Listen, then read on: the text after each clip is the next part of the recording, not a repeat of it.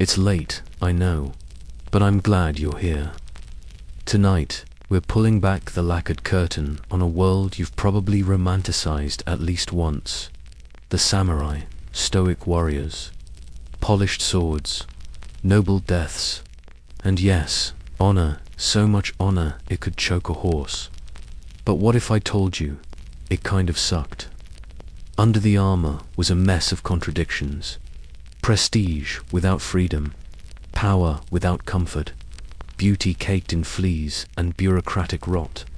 This isn't a story of battles, it's the story of expectations versus reality, of bushido versus bedsores. So if you've ever felt like you're pretending to be strong in a world that keeps cutting your feet out from under you, well, you're not alone. Subscribe if you like drifting through history in the dark. Or don't, no pressure.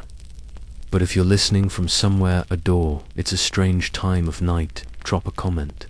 I'd love to know. Now settle in. Maybe wrap yourself in something soft. Let's go back to a time of swords, scrolls, and social anxiety in plate armor.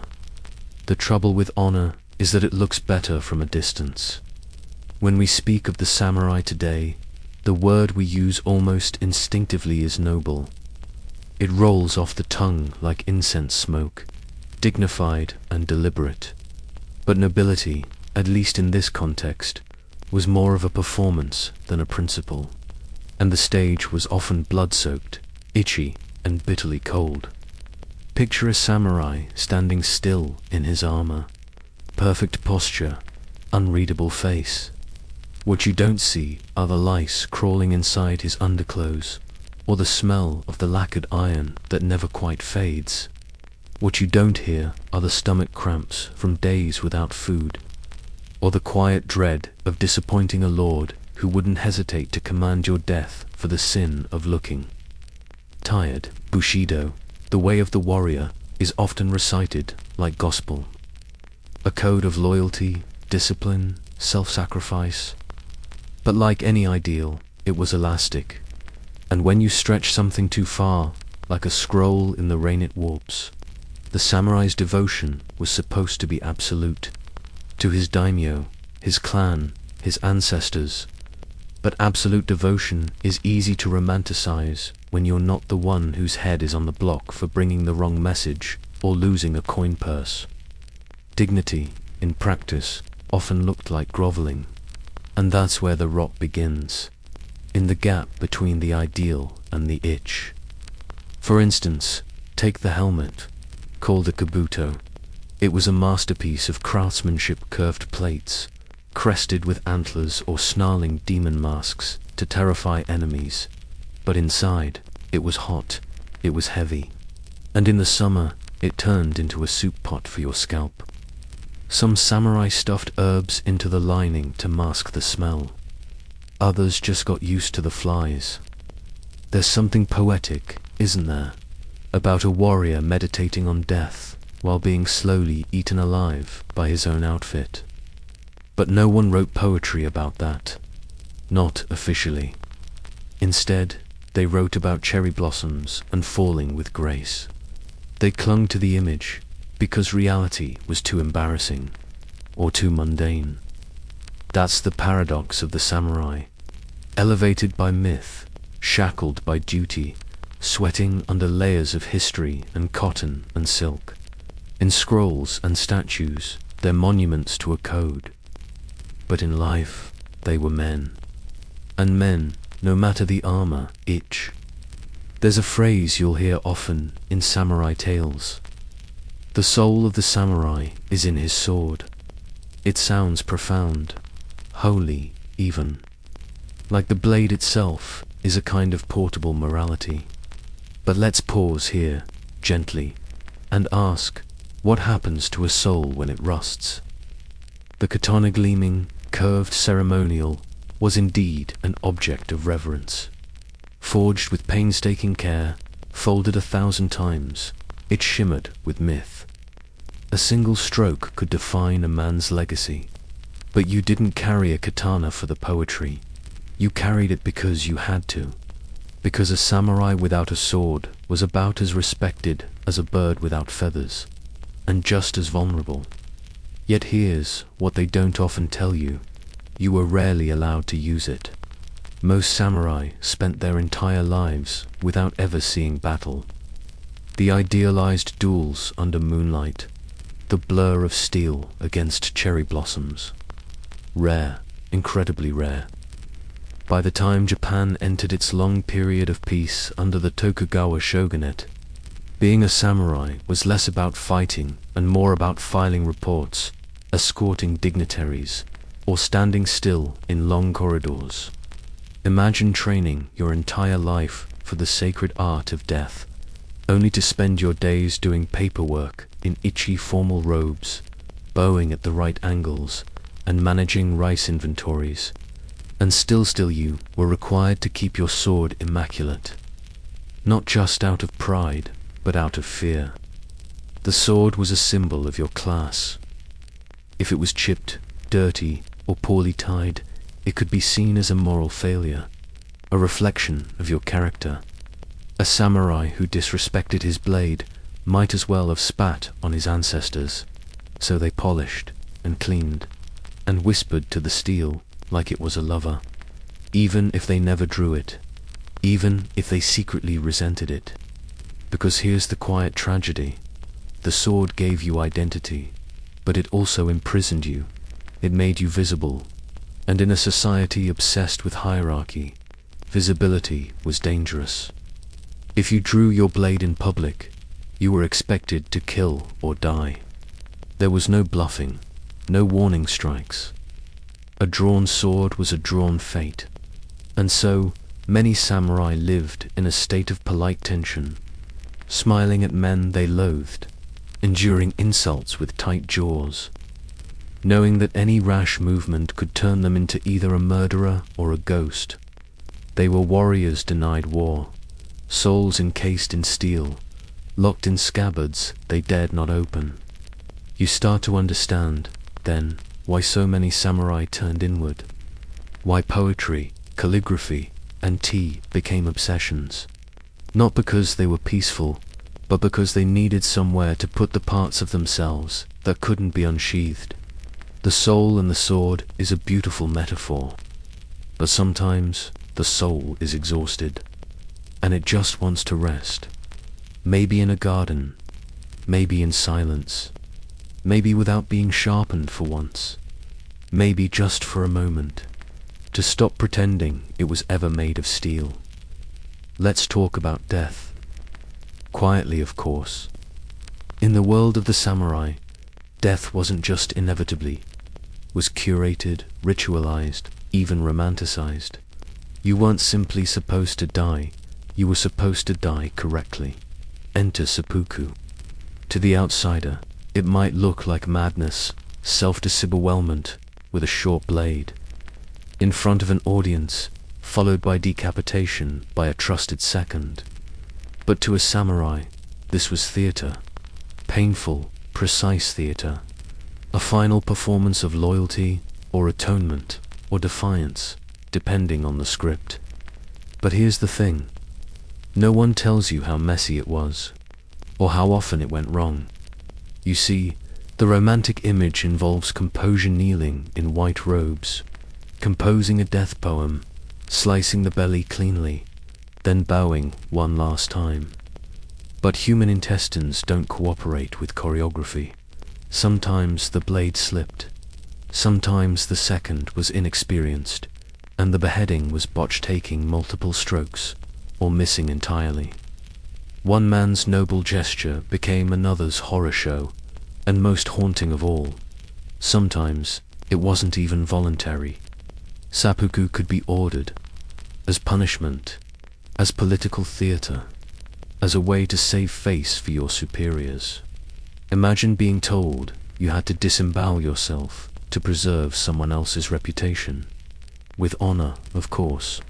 Some samurai were barely out of their teens when they were handed the short blade, not for crimes, just for optics. And yet, there were rules.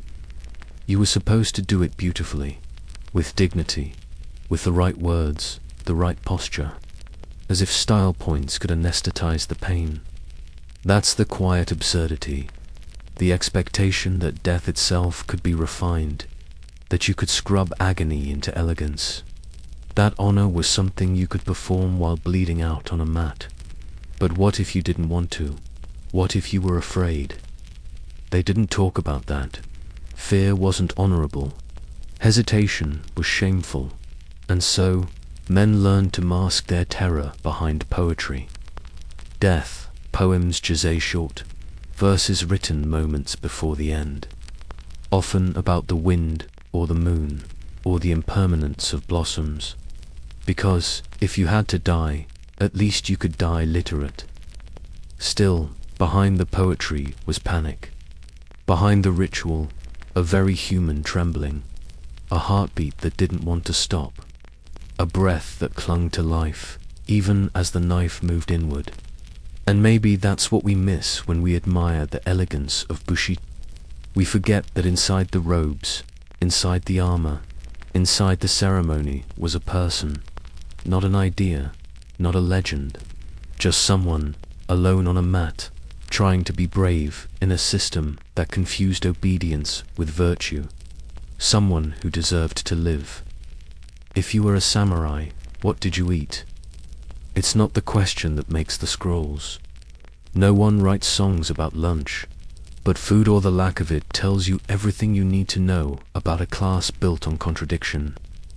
Samurai were technically elite, a warrior aristocracy, revered, feared, saluted. But unlike European knights, who inherited castles and vineyards, most samurai lived paycheck to paycheck, or rather, rice to rice. Their salaries were paid not in coins, but in kokuwa, unit of rice, roughly enough to feed one person for a year. But that wasn't literal. You didn't walk home with sacks of steaming white rice tucked under your arm like a prize chicken. No, the rice went into warehouses, controlled by your lord, who then paid you a portion, maybe, eventually, after taxes, after politics. And that meant, quite often, you were hungry. Some samurai had retainers. Some had little wooden homes. Some had silk under their armor. But many, especially during peacetime, had almost nothing. No war to fight. No land to till. No skills outside killing. Just ceremony and waiting. A rusted blade and an empty bowl. It led to an odd, almost surreal reality. A man with the legal right to kill commoners who couldn't afford sandals. A warrior who might have to pawn his sword hilt to pay for miso. A cultural symbol, washing laundry for merchants, and yet pride remained. You could not show need. You could not complain. You could not stoop, even while starving. That was the shame of the Ronin, the masterless samurai, adrift, dishonored. They haunted cities like ghosts. Men with no rank, no rice, no name. Men whose only sin was outliving their usefulness. Some resorted to crime, others to calligraphy. A few tried farming, disastrously. But the system was not built to absorb failure. And so, many simply faded. There's a story, maybe apocryphal, maybe not, of a samurai who died alone in a rented room. When they found him, his katana was wrapped in rags, and his stomach was empty. But beside him was a brush and a sheet of paper. On it, a single haiku. The wind tastes like rice, but I cannot follow it. The bowl is still dry. Maybe it's myth, maybe not. But it tells a truth the scrolls omit. That beneath the legend of the samurai, there was hunger. Hunger for food, for recognition, for meaning. Hunger dressed in armor, quiet, unseen. Because you can't eat bushido, and yet they tried. We often imagine samurai as still, stoic figuresmen who could stare down a charging horse or kneel in the face of death without flinching. But stillness is not always a sign of strength. Sometimes it's just exhaustion. Not from battle, but from holding it all in. From the outside, their lives looked ordered. Hierarchies were clear. Roles were defined. Duty was scripture. But inside was a knot of anxiety, pride, and deeply repressed fear. The samurai had no outlet, no therapy, no space to say, "This is too much." Emotion, especially weakness, was a liability. And in a culture obsessed with saving face, you didn't cry. You didn't vent. You endured. Even joy had to be curated. Even grief had to be elegant. A samurai might lose a child and be expected to bow to his lord the next day, motionless. A wife might die, and his first duty would be to write a thank you note for the condolences. And if he broke, if something inside him shattered, he was expected to shatter with grace. They didn't call it depression. They called it resignation. A quiet fading, a dimming of the eyes. A man still performing his role, but absent inside. Not out of cowardice, but because there was no room left for him to feel. Bushido offered no language for burnout. Some found escape in the tea ceremony. The slow rhythm of boiling water, of folding cloth, of arranging cups, just so. In a world that demanded blood, there was something oddly redemptive in pouring tea. Others turned to ink, Zen calligraphy, sparse poems about frogs and fog, about nothing and everything. It wasn't loud. It wasn't even hopeful, but it was theirs. Then there were the ones who vanished, who walked into the forest and didn't return, or drifted from town to town, nameless, or joined monasteries, trading armor for robes, katana for broom. You might call it weakness, but perhaps it was something else. Perhaps it was the courage to stop pretending, to say, "I've served long enough." Even now, when we see portraits of samurai-painted faces, narrowed eyes, perfect posture, we rarely ask what they were thinking, or if they were thinking at all. Some were proud, some were bored, some were just tired. There's a kind of silence that settles in after too many years of obligation. A silence so heavy it becomes the background noise of your life. You don't notice it until someone asks you how you're feeling, and you realize you've forgotten how to answer. That too was the burden of the samurai, not just to die with honor, but to live without complaint. To wear a mask for so long, it stopped feeling like a mask, and started feeling like skin. Let's set the stage. It's early morning. The mist is still low on the fields. There's a smell of sweat, iron, and wet grass. Somewhere in the distance, a drum beats. Not rhythmically, more like a heartbeat trying to remember its purpose. You're not in a cinematic duel. You're in a campaign. A skirmish, maybe.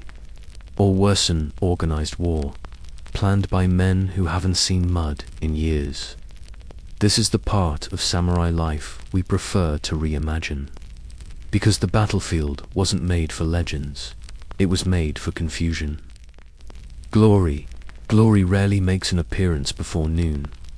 When we think of samurai war, we often picture 101 duels, two warriors locking eyes, nodding with mutual respect, then drawing blades in perfect choreography. What you got, more often, was chaos. Bows and arrows whistling through fog, screams, horses panicking, men drowning in shallow rivers because their armor weighed more than they did, and mud, so much mud. Armor may have looked beautiful in portraits, lacquered plates tied with silk cords, crested helmets, family insignia painted with pride, but on campaign, that beauty degraded fast. Rain softened the cords. Rust whispered between joints. Blood caked the sleeves. You could spend hours getting dressed and be dead before lunch. And here's the thing, they knew this. They weren't naive. By the late medieval period, most samurai understood the difference between poetry and proximity wounds. That didn't stop them from writing about it in metaphors. It just made the metaphors more wistful. Some battles were over in minutes. Some dragged for weeks. Many weren't battles at all, just standoffs. Diplomacy backed by steel. And when fighting did happen, it was rarely clean. Spears were far more common than swords. Arrows more efficient than honor. Fire, yes, fire bay came increasingly popular. There's a grim little truth in that. The more civilized the samurai class became, the more they burned things. And yet, even in this mire of logistics and death, they still tried to behave beautifully. They still read their ancestors' war poems. They still brought lacquered tea sets to camp. They still composed verses the night before battle, as if death might read them and choose a gentler path. But death wasn't listening. Not here. If you fell in battle, your body might not be recovered. Your head might be taken as proof of victory. Your name might be miswritten or forgotten entirely. And your family, they might be compensated, or not. All the while, the battlefield remained indifferent, just a stretch of land with slightly more bones in it than before. So why did they fight?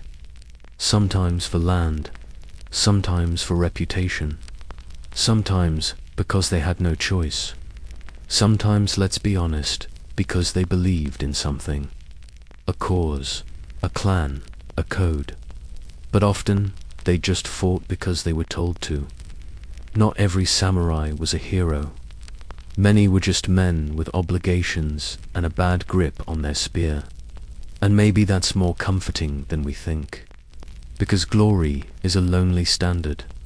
But duty, that's something we all understand.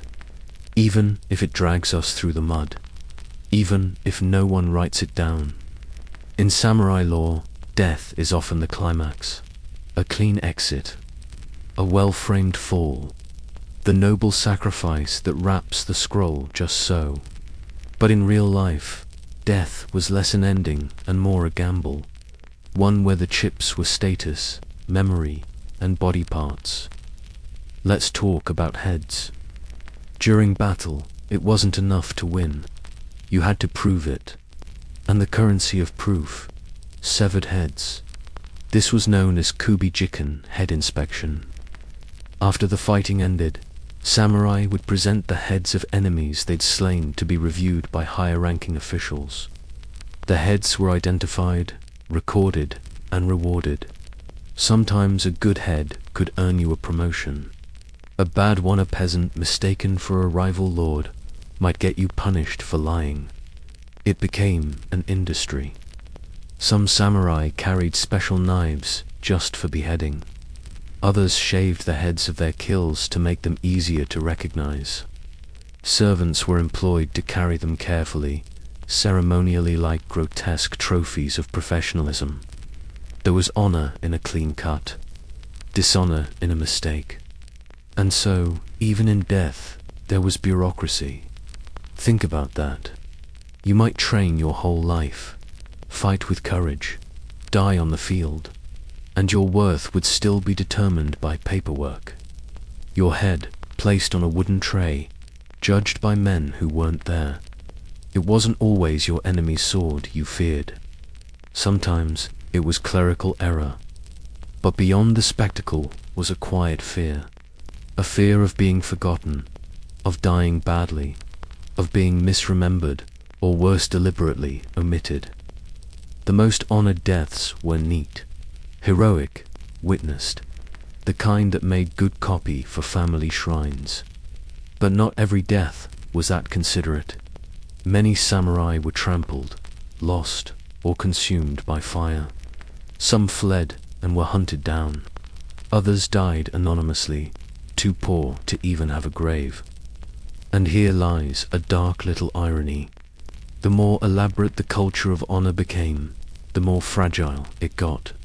One misstep, one flinch, one unlucky cut, and your name might vanish from your clan's records. Like you never existed. To die well, you had to die right. And dying right was complicated. This is why so many samurai became obsessed with legacy, why they copied poetry before battle, why they arranged their armor just so, why they made peace with their ancestors each morning, not out of melodrama, but out of desperate clarity. They knew the stakes. It's easy to say death is honorable when you're not dying, but for them, death was a maze, laced with ritual, judged by survivors, curated for history. One misstep and your glory became a footnote. And so they practiced dying, over and over, in meditation, in ink, in silence. Because in the world of the samurai, you didn't just have to die. You had to die usefully. And that, more than any blade, is what really kept them awake at night. It's hard to romanticize standing guard.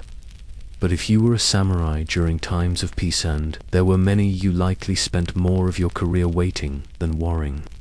Hours at a gate, weeks on a watch, years in roles so static they blurred the line between discipline and dissociation. And still, you had to look the part. The posture had to be perfect. Feet precisely spaced, shoulders firm, face expressionless. You were a symbol of power, but mostly, you were a hallway ornament, a political accessory. The swords at your side, sheathed, untouched, polished so often they became mirrors for your own inaction. There's something quietly tragic in that. The idea that you were trained to kill, but mostly expected to stand still. Even your uniform was a contradiction. The armor you wore, lamella, intricate, beautiful, wasn't comfortable. It chafed, it pinched. It restricted your breath when you stood too long. And yet, to remove it without permission, disrespectful, so you stood. And when visitors passed, you bowed. Just slightly, enough to show deference, not enough to seem weak. Because weakness, any kind of vulnerability, was dangerous currency, especially among peers. There's a phrase in old samurai texts, "The still blade is the deadliest." It sounds poetic, but in practice, it became a mantra for repression. You didn't react, you didn't smile, you didn't flinch. Your entire worth was compressed into your ability to be unreadable. That silence, it was a skill, but it was also a cage. Because while you stood there, behind the polished armor and expressionless gaze, your mind wandered.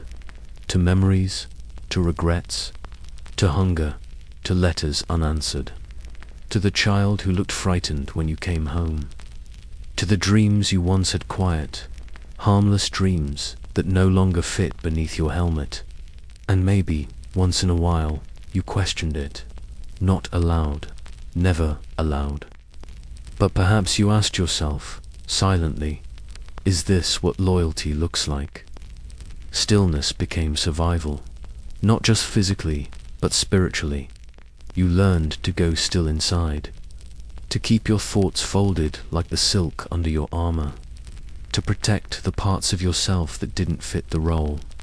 And sometimes, standing there, listening to the wind push gently against the paper doors, you wondered what it would be like to step away, not to run, just to walk, softly, out of sight, into a life where standing didn't have to mean silence.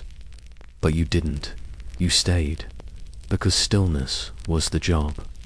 And nobody ever tells you how heavy a job that is until you're standing in it. The pen, they say, is mightier than the sword.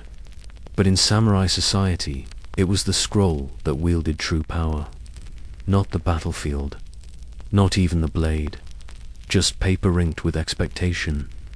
You see, bushido was not a static code. It evolved, it ossified, and eventually, it was written down. The early samurai didn't have a neat rule book.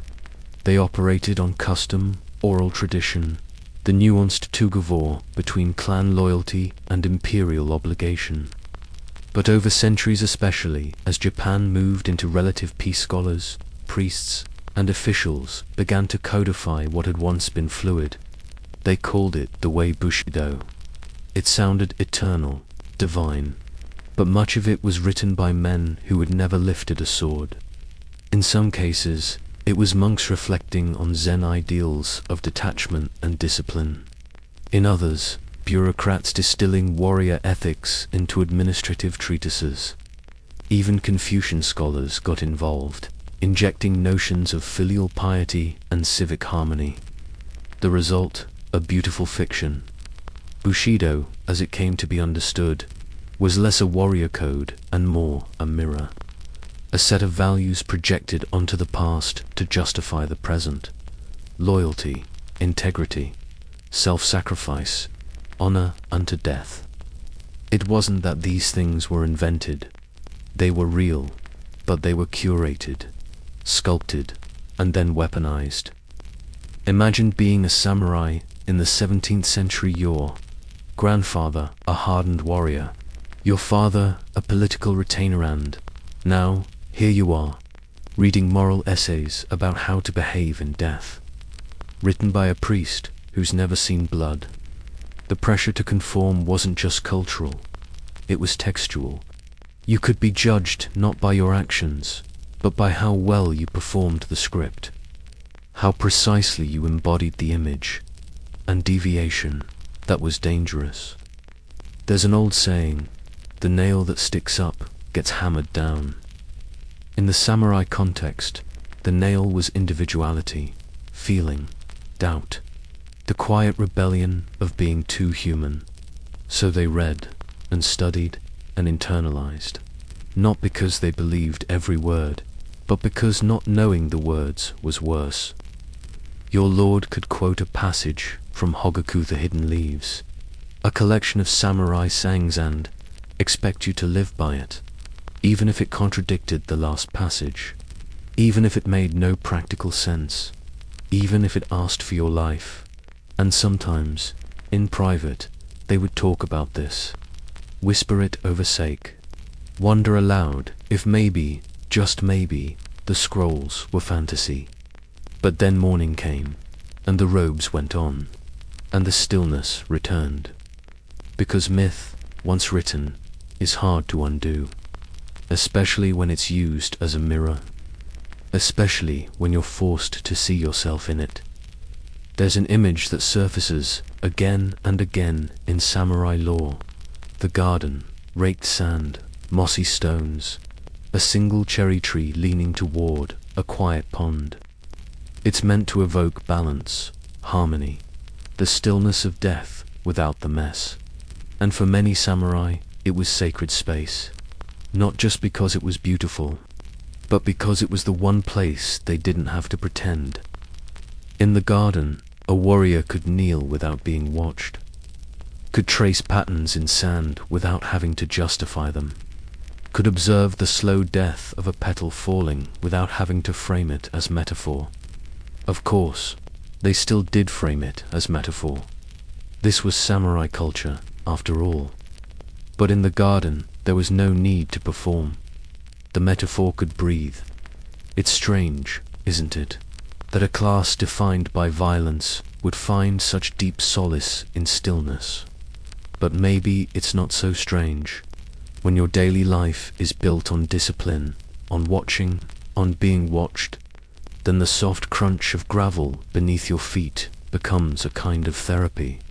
Some would write poetry here, sparse, aching verses, not for publication, not even for sharing, just to unburden.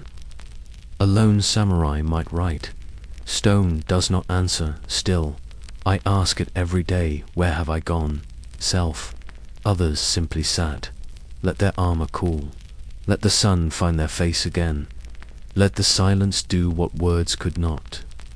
And in these moments, something flickered, a glimpse of the person beneath the persona, not the warrior, not the servant, not the symbol, just a man, a soul, A ghost, perhaps, passing through a place that asked nothing of him but presence. Some gardens were built by retired samurai, others were hidden within castles. A few were purely symbolic, too perfect to be personal, but the best ones were neglected just enough. A little moss overgrown, a stone slightly askew, a bench that creaked when you sat too fast, because in imperfection there was permission to breathe, to feel, to remember. You see, glory fades quickly on the battlefield, but in the garden it lingers, not in triumph, but in texture. The texture of gravel beneath tired hands, the way light hits water just before dusk, the ache in your knees from kneeling too long, not in prayer, but in reprieve. And maybe that's the real myth of glory. Not that it's false, but that it's noisy. Real glory, the kind that matters, isn't shouted from a battlefield. It's whispered in the garden, to no one, and to yourself. Imagine a castle, not the fairy tale kind, no stained glass or banquets or soft music drifting through ivy-covered courtyards. A Japanese castle, stark, towering, designed not for comfort, but for control. The walls are thick, the corridors narrow, the steps uneven, on purpose meant to trip invaders. Every turn is a defense mechanism. Every hallway a test of memory and obedience. Now imagine living here, not visiting, not admiring, but truly inhabiting it, day after day, year after year, as a samurai, as a guard, as a cog in someone else's fortress. It was cold in the winter, sweltering in the summer. The tatami mats were stiff, the paper screens offered little privacy. Every sound carried, every mistake echoed. There were rules for how to walk, rules for how to kneel, how to enter a room, how to bow, how to breathe without offending the air. You were always being watched. Not necessarily by your superiors, though certainly, sometimes, but by the weight of the system itself. 1,000 invisible eyes made from paper, wood, and history. And the irony, the bigger the castle, the smaller you often felt. Samurai were theoretically powerful, but in practice, the higher the walls, the lower the ceiling on your freedom. You belonged to the domain, to the daimyo, to the house. You were a living emblem of someone else's order. Even when you were alone, you weren't. Because solitude in a castle is rarely peaceful. It's haunted, not by ghosts, necessarily though, there were plenty of those in the stories, but by pressure. Pressure to be impeccable. Pressure to embody discipline, even when no one's around. Pressure to be a part of something you didn't build, but must uphold. And what if you slipped? What if you lost composure, laughed too loudly, dropped your posture, forgot the proper way to announce yourself at a door? That, too, could be reported. Not always formally, sometimes just in whispers. But even whispers, in a place made of wood and tension, could be lethal. This was not your home. This was your proving ground. A labyrinth where your survival depended not on your blade, but your ability to disappear into formality. And yet, many samurai longed for assignment to the castle. It meant security, rank, proximity to power. They whispered prayers for such positions in. When they arrived, they often found stillness, not the peace of the garden, the stagnation of ceremony. Because in castles, identity is traded for status. Comfort is traded for symbol. And symbols, for all their grandeur, are hollow when you tap them. Just like the rooms, just like the walls, just like the silence that settles in after years of pretending you're not lonely in a place where you're never quite alone. Let's talk about paperwork, not swords, not scrolls of wisdom, just plain, tedious, exhausting paperwork. Because, as warfare dwindled and peace took hold, especially during the Tokugawa period, many samurai found themselves reassigned, not to battlefields, but to offices. You were still expected to wear your swords, still addressed with formality, still bowed to, on paper. But in reality, you were a clerk, a glorified scribe, a bureaucrat in armor. Your days were filled with ledgers, tax records, crop reports, family registries, official seals, unforgettable documents, not just for your clan, but for the shogunate, because someone had to keep the empire humming. And increasingly, it was you, the sword on your hip, decorative, the ink on your sleeve, permanent. It was called Kanriken Samurai in administrative roles, and for some, it was a step up. Regular pay, prestige, a seat indoors. But for others, it was spiritual death. You were trained in bushido, told to meditate on impermanence, taught the geometry of dueling and the art of silence in the face of death. And now you're arguing with a rice merchant about water rights. No one writes poetry about water rights. It bred a strange kind of inertia. The mind dulled, the posture stiffened, not from battle, but from hours sitting Saza-style behind low desks, drafting tax notices for peasants you weren't even allowed to speak to directly. Your loyalty was measured not in blood spilled, but in correct handwriting. Mistakes were unforgivable, ink stains inexcusable. Misreporting a boundary line could lead to clan conflict, and every document bore your name, your brushwork, your pride. There's a word the samurai used: kaim focus, precision, decisiveness. It was once applied to swordsmanship. Now it applied to font size. Some adapted, found solace in routine, took pride in the quiet gears of governance. Others withered, not all at once, just slowly. A little less joy each season, a little more stiffness in the shoulders, a little more wine with dinner. And still, the myth persisted.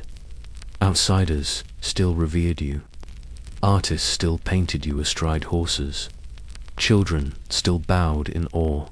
But you were just hoping the ink wouldn't smudge. And maybe, when no one was watching, you lifted your brush like a sword, just for a second, just to remember the shape of motion, the feeling of purpose, the idea of danger. But the brush is lighter, and the silence afterward isn't filled with glory, just more paper, and the faint smell of rice glue. Let's turn, for a moment, to those not in armor, because behind every stoic samurai, there was often someone unseen, a wife, a mother, a daughter, a shadow behind a screen, maintaining dignity with no sword to lean on. They didn't wear kabuto, but their lives were armored, too. A samurai woman's duty was loyalty first to her father, then her husband, and eventually her son. Her world was smaller than his, but no less intense. Emotional restraint wasn't a male-only virtue. In fact, women in samurai households were often expected to be even more composed, more invisible, more perfect. In literature, they appear as paragons of grace or quiet martyrs. But the reality was lonelier. Marriage was rarely about love. It was arrangement, political, strategic, calculated. A bond of alliances, not hearts. A samurai's wife might meet her husband only a few times a year. He was stationed in a castle. She managed the estate.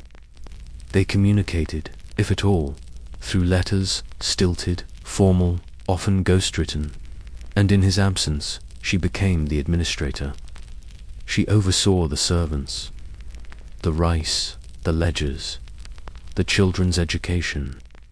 She kept up appearances, paid temple dues, maintained the family altar.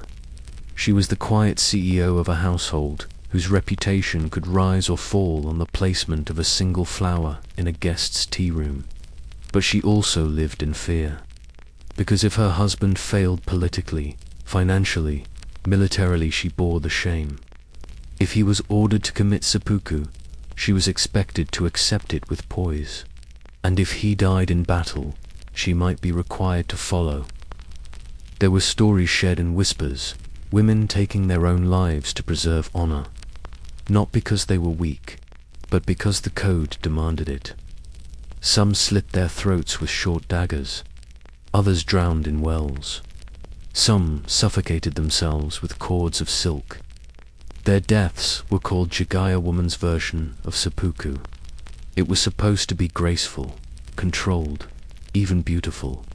It wasn't, but sometimes they lived, quietly, strongly, for decades, managing households through famine, rebellion, economic collapse, raising sons they knew might die young, writing poems that no one would read, burning incense for gods who never answered, and they were not honored like their husbands.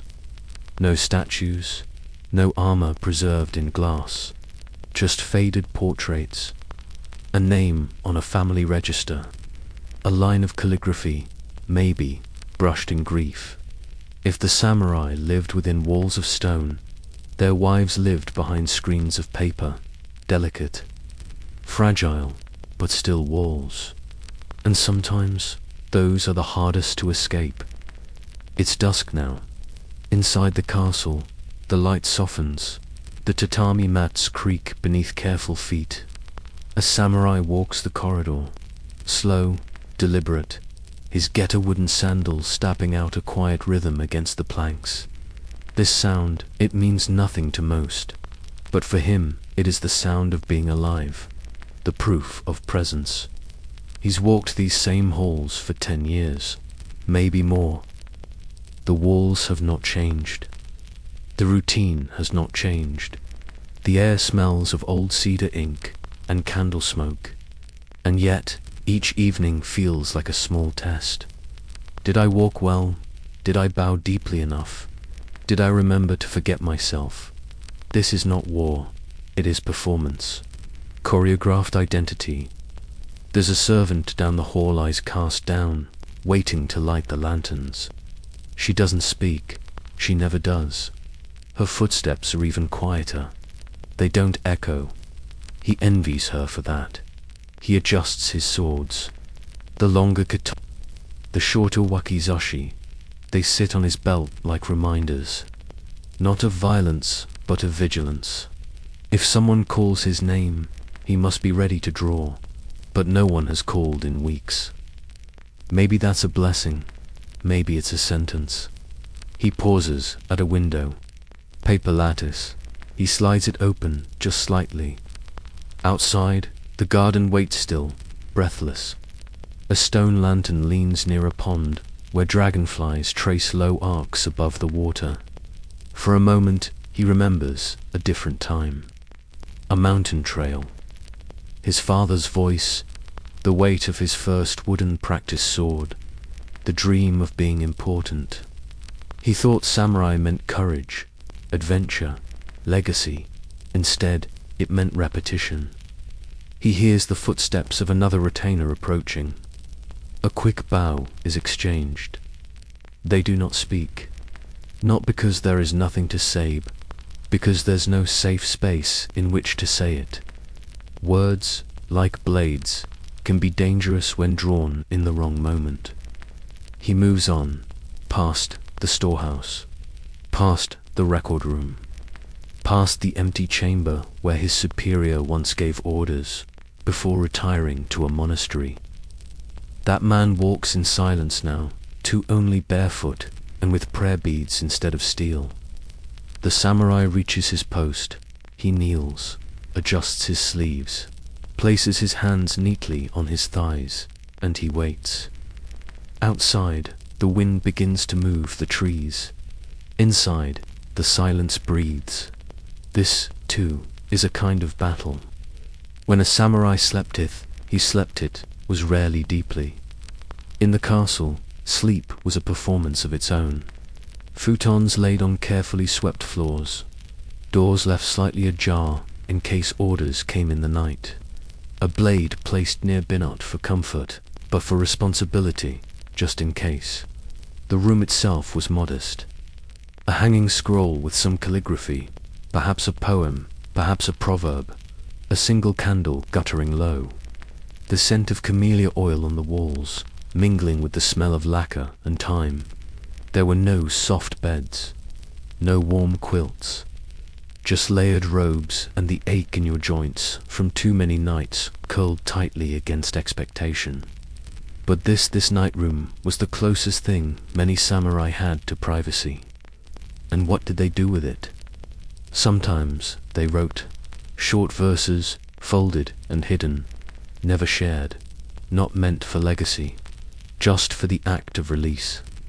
Sometimes they stared at the ceiling, counting the wooden beams like regrets, thinking of things unsaid, things undone, people they used to be and might have been. Occasionally they dreamed, but not of war. More often they dreamed of snow, of being a child again, of walking down a forest path without armor, of a face long gone, smiling in sunlight. The silence of the castle at night was different from the silence of day. It had texture, depth. You could hear the world breathing crickets outside, the wind against paper walls, the almost imperceptible groan of ancient wood settling into sleep. And yet there was tension, because peace was never total. Orders could come at any hour. A knock might mean reassignment, or disgrace, or worse, nothing at all, just a reminder that you were always in service, even in sleep. Some samurai took sleeping powder herbal mixtures to numb the nerves, to soften the edges of consciousness. Others drank just enough to blur the outlines of their fear. But most simply lay still, eyes closed, hands resting near the hilt of their blade. Not touching it, never touching it but close, just enough to feel known. And in that stillness, perhaps they whispered a line of poetry to themselves. I sleep with honor, though no one comes to see it still. The blade is near. The castle never sleeps, not fully, and neither does the man inside it. By now, the weight of bushido should feel familiar. Not the romantic version, the one with cherry blossoms and sudden duels, but the actual, lived gravity of it. The kind that wraps itself around your chest, not like armor, but like a quiet, polite noose. Because here's a truth that rarely makes it into the movies. The most painful duty is the one you don't believe in, but still perform. Samurai were not automatons. They had doubts, questions, moments of bitter clarity. But the system was not built to accommodate reflection. It was built to reward compliance. Your thoughts were yours, so long as they didn't reach your face. And that's where the smile came in. Not a joyful smile, not even a kind one, just the right kind of upturned mouth, subtle, controlled, presentable. You were taught how to smile for your lord, for your guests, for your inferiors even, because dignity flowed downward like tea poured carefully into smaller cups. And the illusion of ease was part of your role, even when you were furious, even when you were grieving, even when your soul felt like it had stepped outside your body and wandered off somewhere quieter. You smiled because bushido demanded harmony, because dissonance was dangerous, because dissatisfaction looked too much like rebellion, and rebellion was a stain that never washed out. There's an old phrase in samurai etiquette, know your heart, but do not wear it. It sounds wise, balanced, but over time, it becomes something else entirely. It becomes loneliness, because the more you perfect the mask, the harder it is to take off. The more people admire your restraint, the less you are allowed to be human. They see a model, a paragon, a silent, elegant figure. They don't see the man beneath the lacquer, and the man beneath. He is tired. He has smiled at the funeral of his superior.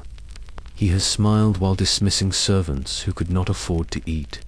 He has smiled while hearing his son has been called to war. And every time, that smile has chipped away a little more of what he was. It's not that samurai never broke down. It's that they did so privately, in fragments, over years. A cracked teacup here, a missed step there, a poem that leans a little too heavily on the word nothing. Some turned to religion, Zen mostly, for its quiet, for its structure, for the way it offered stillness without judgment. Others turned inward, became stone, became myth, and some few chose to walk away, not with drama, not with scandal, just quietly, into the mountains, into anonymity. They took off the smile, and found that their face had forgotten how to move. Loyalty sounds lovely from a distance. It's a virtue we admire in stories. Knights swearing fealty, friends keeping secrets, lovers waiting faithfully at the gate. It feels like a bomb against the chaos of self-interest, a clean line through the mess. But for a samurai, loyalty was not optional, and it was never clean. It was absolute, to your lord, to your clan, to your ancestors, to the shogunate, sometimes all at once, even when their interests conflicted, even when they demanded things that scraped against your conscience. There was no provision for protest, no safe mechanism for dissent. You obeyed or you didn't, and if you didn't, the consequences weren't just yours to bear. Your family, your retainers, even your friends could suffer. Guilt by association was a common practice, so the pressure wasn't just emotional, it was structural. Imagine being told to burn a village, not for rebellion, just because your lord needed to send a message. And you knew the people, knew their names, knew the smell of their cooking and the rhythm of their prayers. You lit the torch anyway, because not doing so wasn't disobedience, it was betrayal.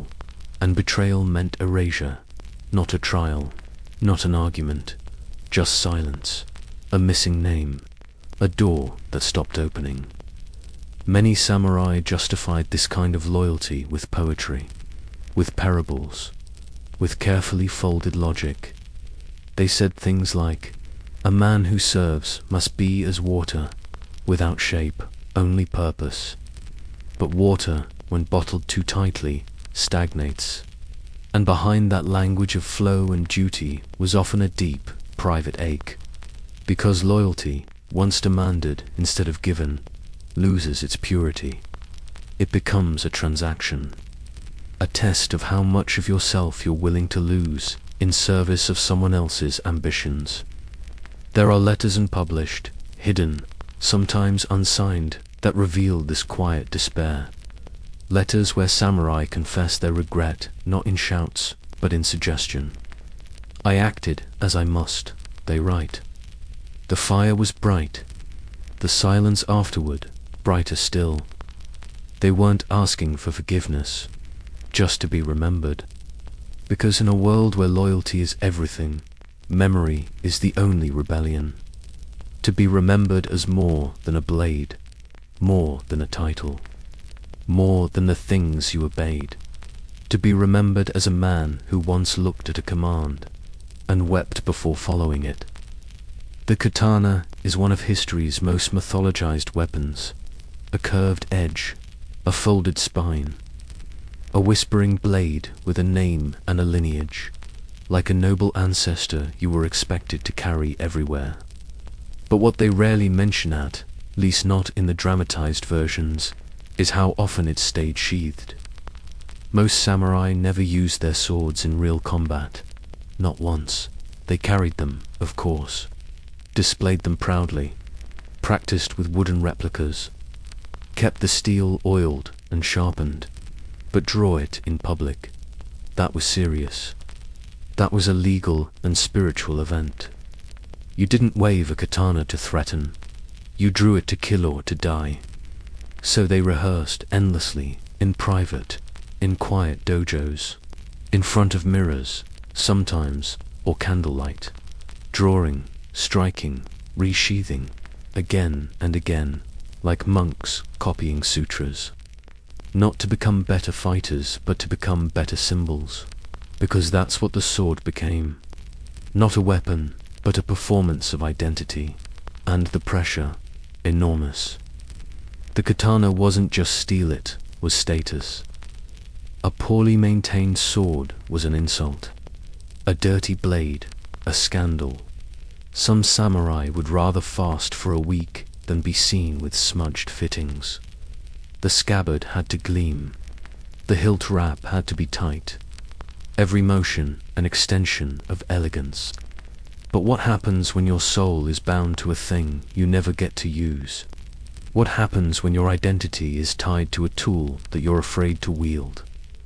There were some who longed for battle just to justify their training. Some who staged duels under false pretenses. Some who secretly cut down lower-class men, claiming they were provoked to practice so common it got its own name. Kirasuke Gomen, the license to kill and walk away. Others did nothing, just carried the weight, practiced their kata, and hoped they'd never be tested. Because despite the myth, the katana was not easy to use. Its curvature demanded precision.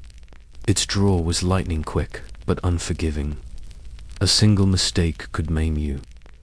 A hesitation could mark you as weak, and the real fear that you weren't worthy of it. That if the moment came off, a challenge arose, you would falter. You would draw and miss. You would stain the family name not with blood, but with incompetence. And so, the sword stayed in its scabbard, not out of peace, not out of mercy, but out of fear. Fear of failure, fear of self, fear of discovering that the thing you built your life around was more myth than muscle. And in the quiet of night, some samurai would touch the hilt gently, just once, as if asking, "Are you real? Or just a mirror I've been carrying all this time?" If the sword was the soul of the samurai, then the tea ceremony was its echo. Strange, isn't it, to imagine a warrior trained in violence, bound by duty kneeling before a boiling pot, measuring scoops of powdered green tea, wiping a ladle with reverence, as if it were a relic. But that's exactly what they did. Not in moments of leisure, but in moments of proof. The Chanoi Yuo tea ceremony was not about refreshment, it was ritual, precision, performance. Every movement had meaning, every silence, shape. It wasn't teetwas, choreography in liquid form. And for the samurai, it was another kind of battlefield. There were rules: how to fold the cloth, how to hold the bowl, how to bow not too low, not too quickly, how to place the utensils at exact angles, with a grace that looked natural only after years of rehearsal. And hovering over it all was a particular kind of pressure, to appear serene. Because in the tea room there was no armor, no sword, no retinue, just you, which meant your composure was exposed. Your breath, your heartbeat, your hesitation. The host, the samurai performing the ceremony, had to embody wa-kei-sei-jaku,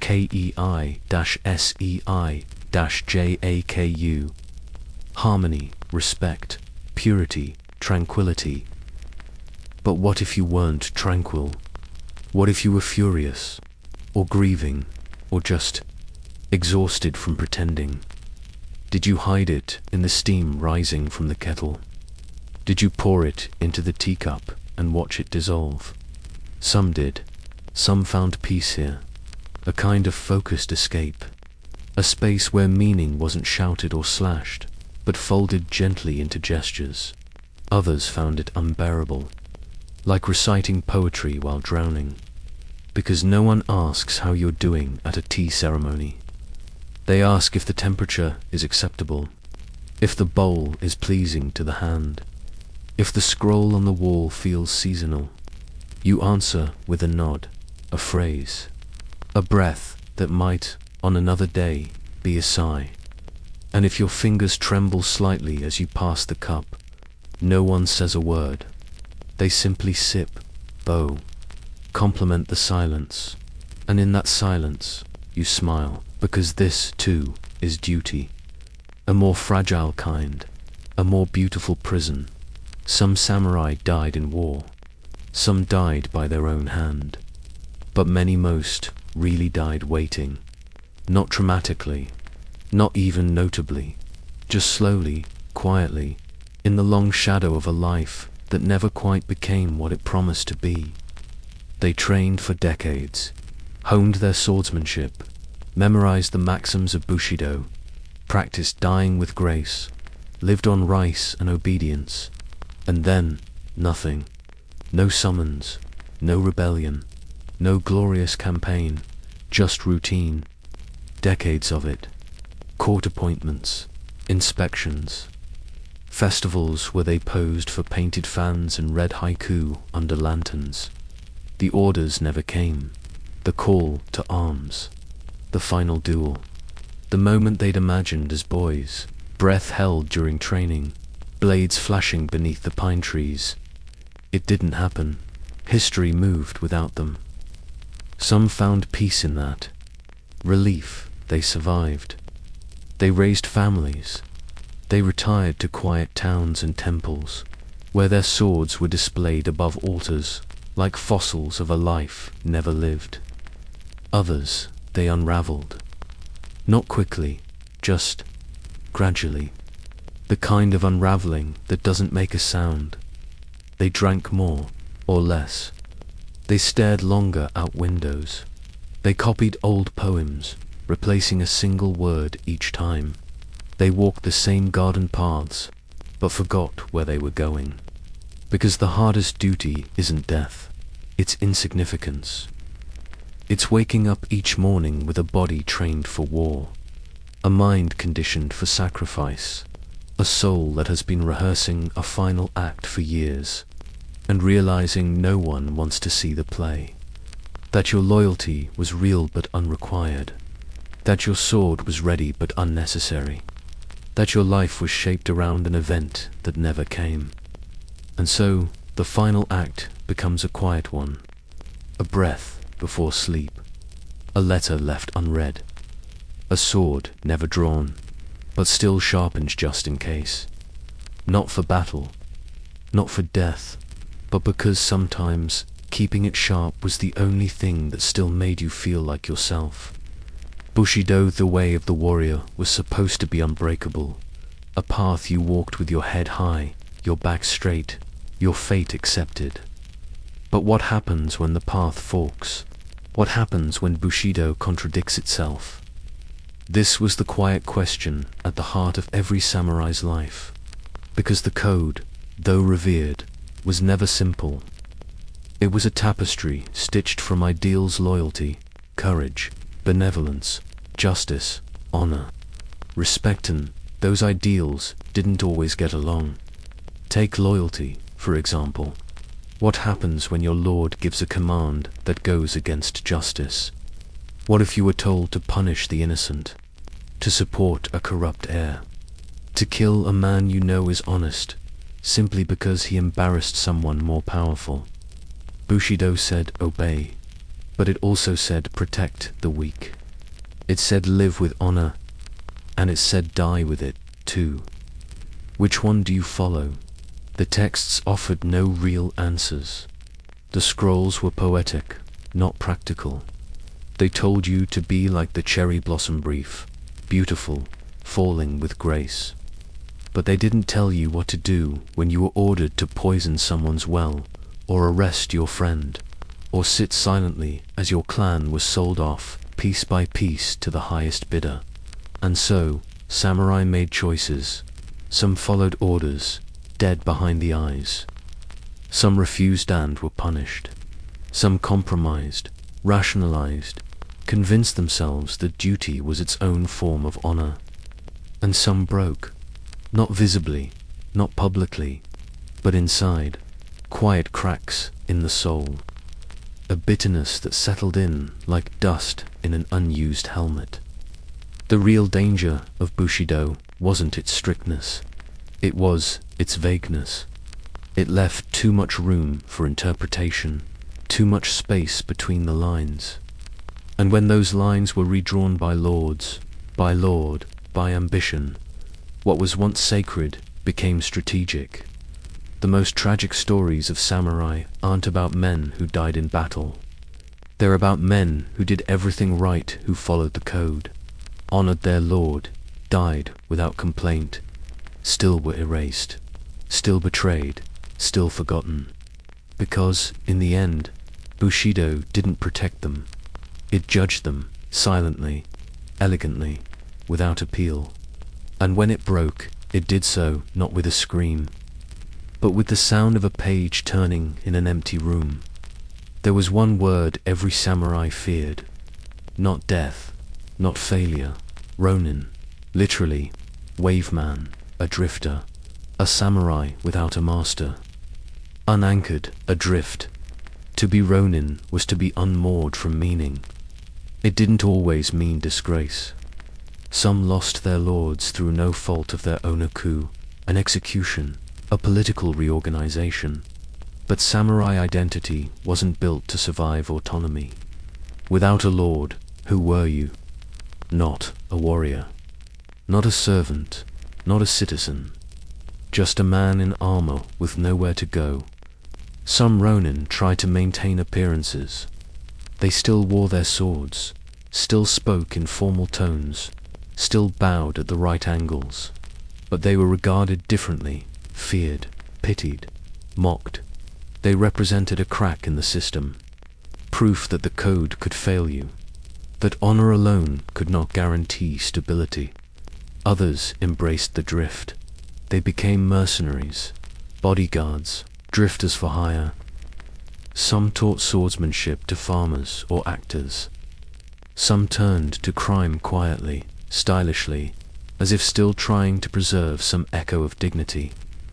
And a few, like the famous 47 Ronin, made their names in blood and vengeance, committing elaborate acts of loyalty long after the law told them to move on. But most Ronin, they were quieter than that.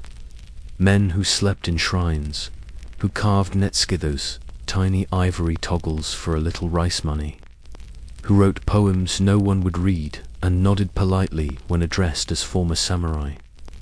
They wandered from town to town, not asking for redemption, just for a place to rest. There was something existential in their exile. They had followed the rules, served well, trained with discipline, lived in restraint. And the reward? Displacement, suspicion, poverty.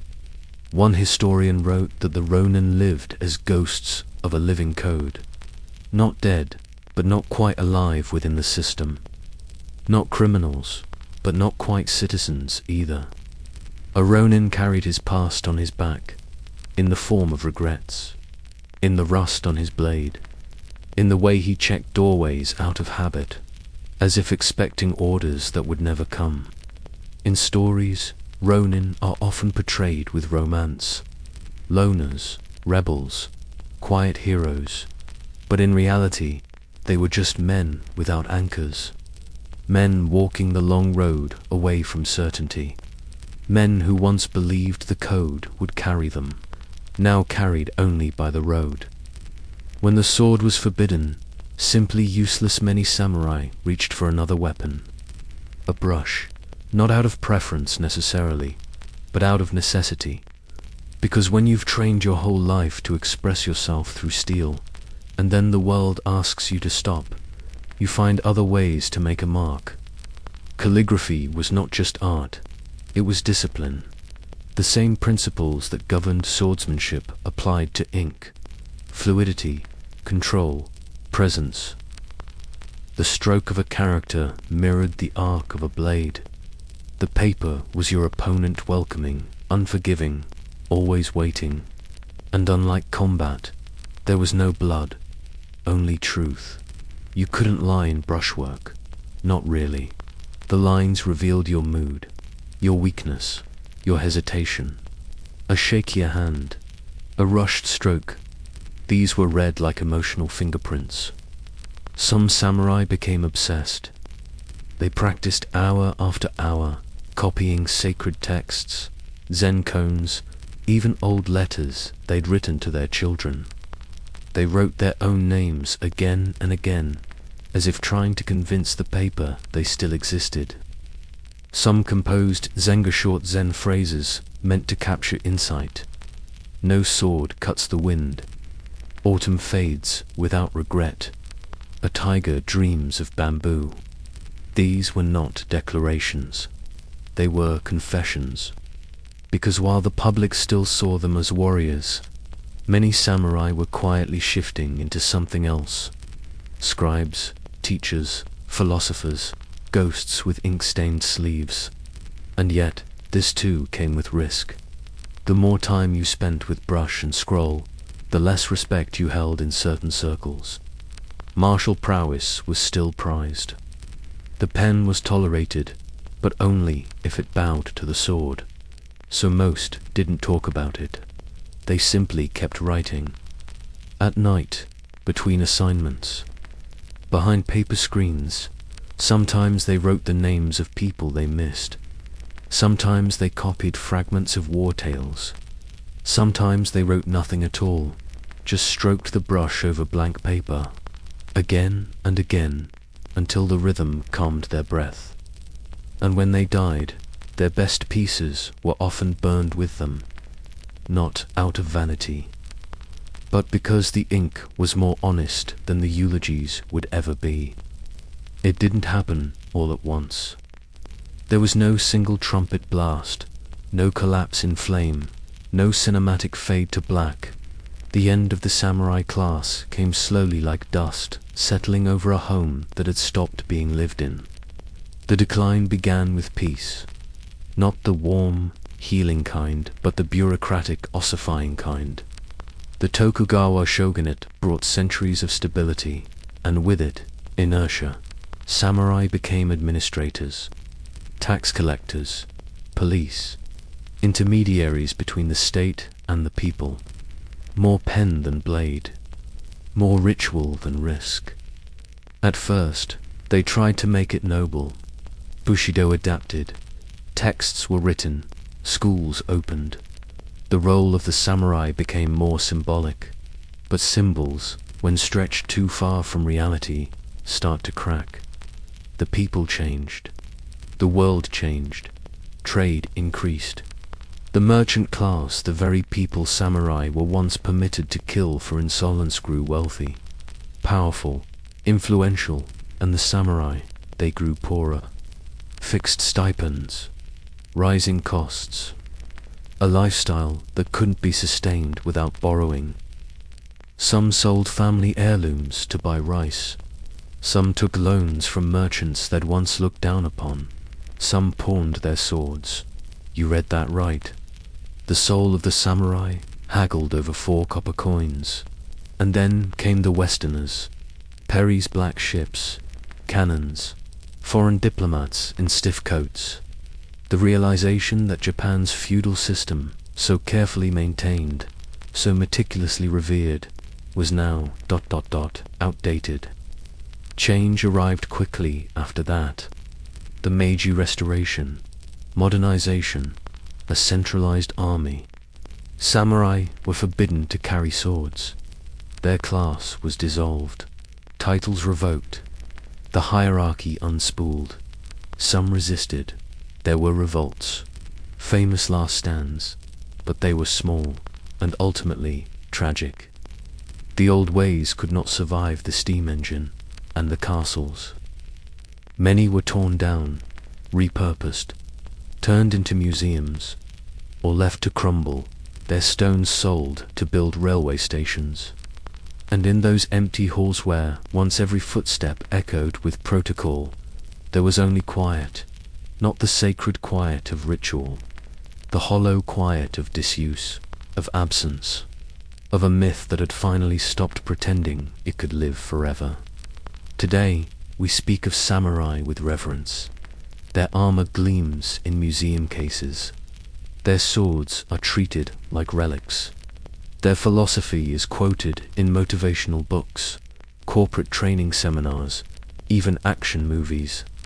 Bushido has become a shorthand for stoicism, honor, control. But which part of that legacy is real, and which part is curated?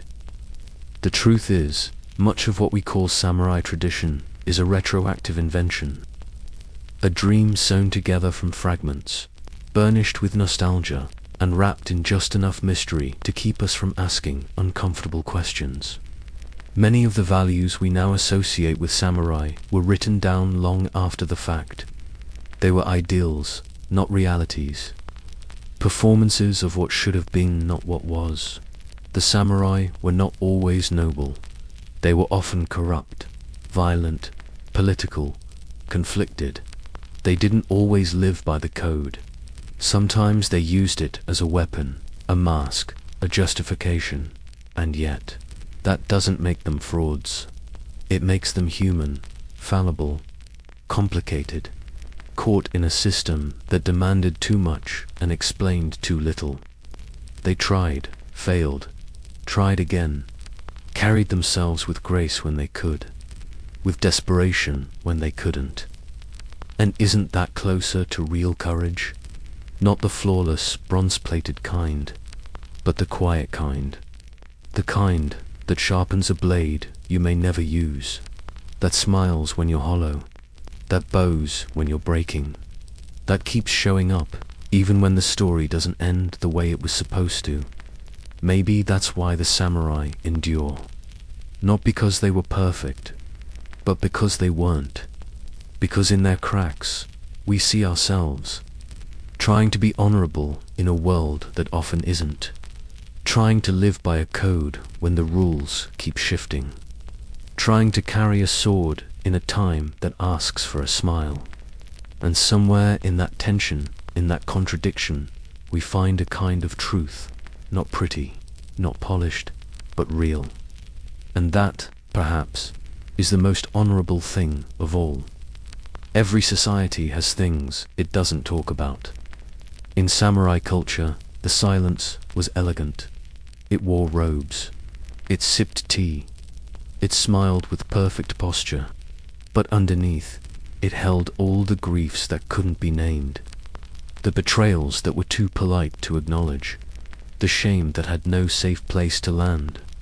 Because for all its order, Bushido left no room for confession. If you were scared, you meditated. If you were heartbroken, you wrote poetry about the moon. If you were angry, you bowed. The emotional vocabulary was symbolic, not direct. You didn't say "I'm struggling." You quoted a passage about a pine tree bending in winter. You didn't say "I miss my child." You brushed a painting of falling leaves. And maybe that was beautiful. But maybe it was also unbearably lonely. There are records few and fragile of samurai who tried to speak plainly, letters tucked into family shrines, personal journals burned at death. In these fragments, we hear them. I worry I have become a ghost. My hands shake when I am alone. I cannot remember the last time I laughed with both eyes. These weren't warriors in battle. These were men in quiet rooms, grappling with a system that praised self-erasure as strength, that taught them to disappear politely, to carry pain in such a refined way that even suffering looked like success. What Bushido never taught was how to ask for help, because needing help implied inadequacy, and inadequacy was weakness, and weakness was dishonor, and dishonor meant isolation, not just social, but spiritual, a kind of soft execution. You were still alive, but unrecognized. unspoken of. Your name became a caution, not a memory. So the samurai kept their doubts folded inside, tucked into the sleeves of their robes, slipped beneath their pillows, written in ink so light it vanished when the scroll was exposed to sun. Even love, when it was spoken of at all, had to be quiet. Oblique, a shared glance, a poem exchanged without names, a gift left anonymously, because vulnerability was dangerous. But more than that, Tit was unwelcome. A good samurai, they said, should have no regrets. But of course, they did. They just carried them beautifully, which is another way of saying invisibly. There's a peculiar fragility to records, especially in a culture where so much depended on form, where the written word had weight not just literal, but spiritual. A single scroll could define your lineage. A single signature could decide your fate. And yet, ink fades, even in the most disciplined hands, even on the finest rice paper, even when kept dry, stored in lacquered chests, hidden in cedar boxes behind shrine doors. Time has no respect for reputation, and so much of the samurai's truth was lost to smudges, because for all the meticulousness of the samurai class, they left behind remarkably little that was personal. We have official documents, edicts, ledgers, instructional texts, but confessions, diaries, laughter, they're rare. Some were destroyed. A samurai might burn his own journals before death, fearing they'd be misunderstood or dishonored. Others were buried with him. Some simply weren't written at all, because the language for grief was so encoded, so indirect that it stopped short of articulation. And then, of course, there were the fires. Temples burned, castles were razed, earthquakes toppled archives, wars erased libraries. One careless moment, a spilled lantern, a vengeful order, and generations of memory were reduced to ash. There's something haunting about that. The idea that someone's most careful words, practiced, pressed into scrolls with such intention, could vanish in a single night of wind.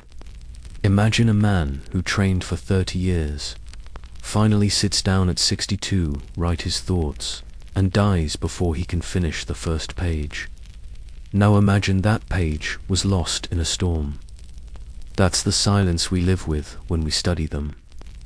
We fill in the gaps with assumptions, with myths, with romantic projections, because the real voice, the quiet, uncertain, human one, is so often missing. But every now and then a scrap survives, a fragment of a poem, a margin note in a military report, a joke scribbled in a monk's journal, unsigned. And it's in those moments we hear them again, not as warriors, not as legends, but as people trying to be heard, whispering into a scroll they knew might never last. A samurai's name was never really his.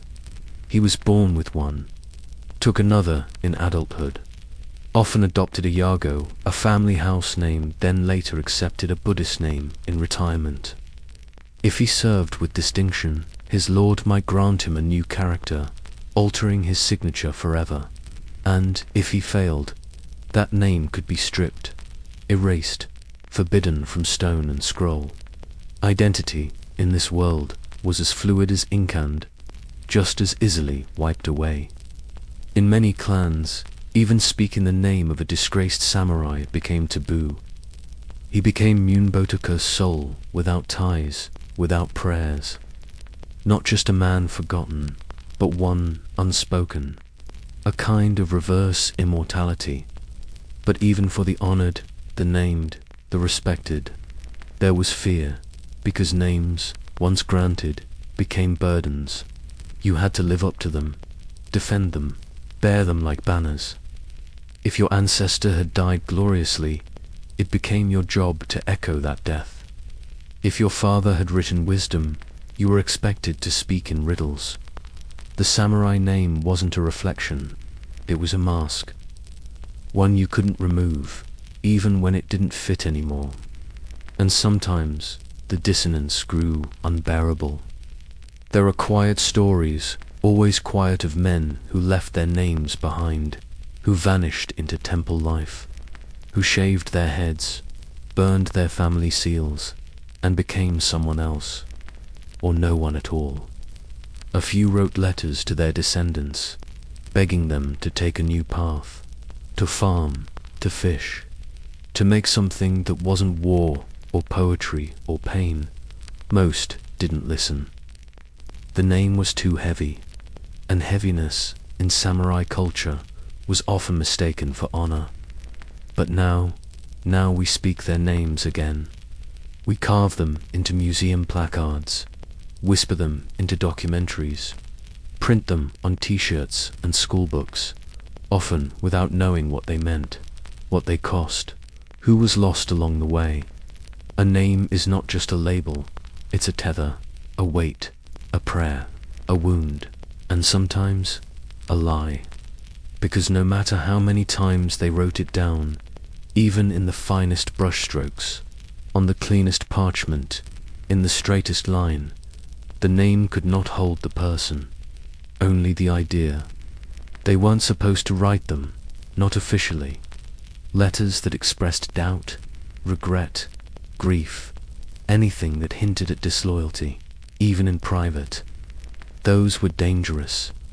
Paper could be intercepted, interpreted, used, and so many samurai wrote letters they never mailed, tucked into sleeves, buried under stones, burned after reading aloud to no one.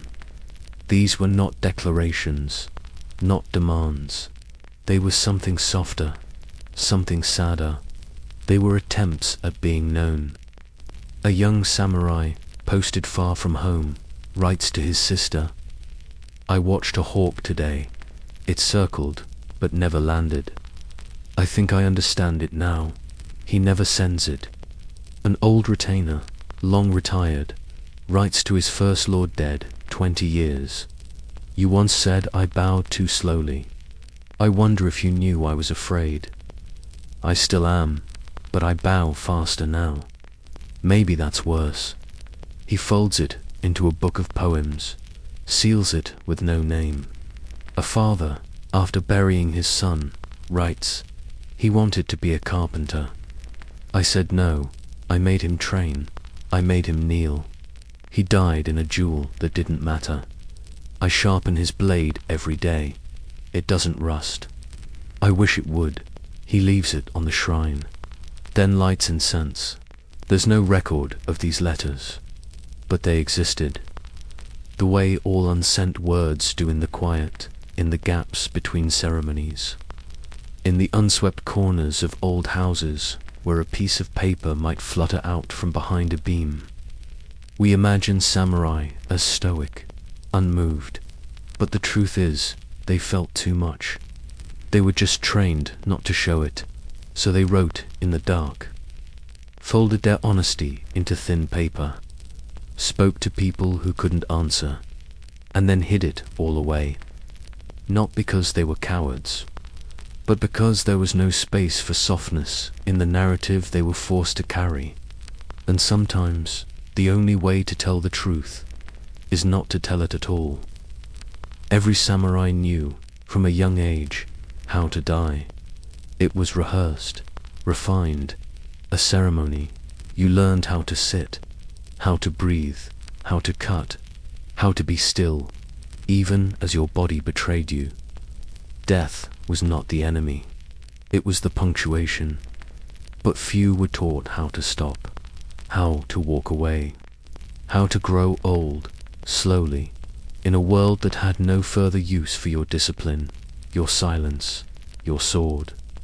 And so, for many, the final chapter was not written in blood or poetry.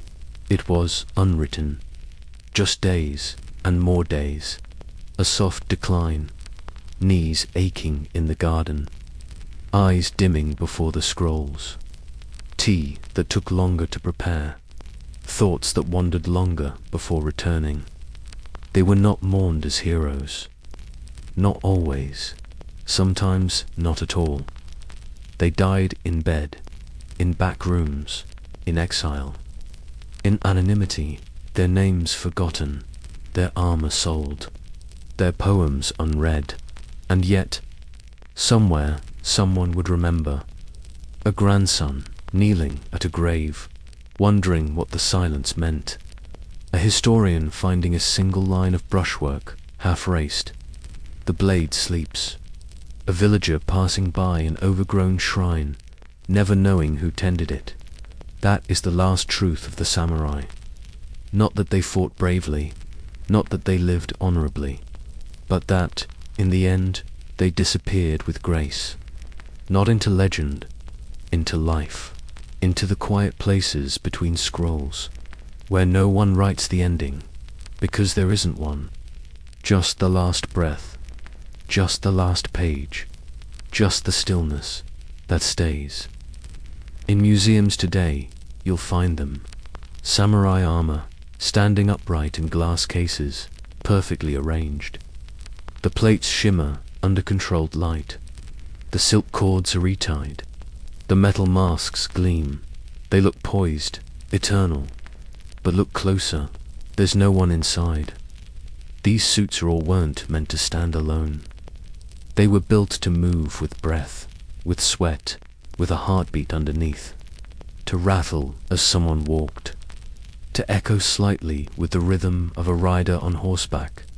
They were skins, not shells. And now they are ghosts. What's strange is how often people project onto them. Tourists stare at the suits as if the man is still there, as if he's just stepped away for tea and will return any moment to reclaim his stance. But the suit won't move, because the person it was made for is long gone. Some were forgotten, some were never named.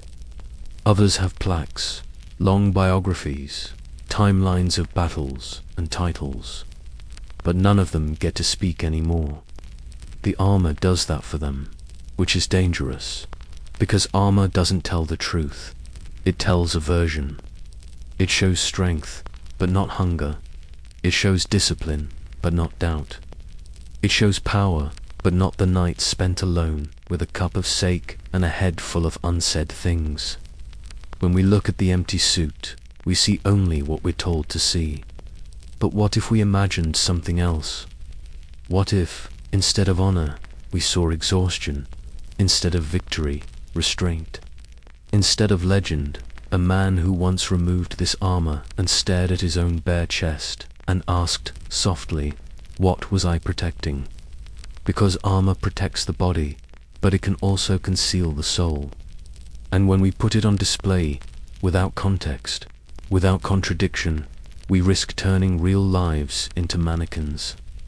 But perhaps that's the final role of the samurai in our memory. Not to teach us how to fight, but how to be careful with our myths, to ask what we're hiding, to wonder what it costs, to remember that even the most beautiful armor was always meant to come off. There's a certain quiet that only exists in a training hall, the floor polished by 100,000 footsteps, the faint smell of sweat and incense, the sound of bamboo swords shine nick-clapping in rhythm, a place where repetition is sacred and the past lingers like dust in the rafters. For many modern practitioners of the samurai art skendo, Ido Kudo, this is where they meet the ghost, not a literal one, not a flickering figure in the corner, but the presence, that feeling of being watched by something older than the room, a gaze that isn't critical, just expectant. It's not nostalgia, it's not even reverence, it's a question. What are you trying to preserve? Because, let's be honest, the world that made the samurai no longer exists.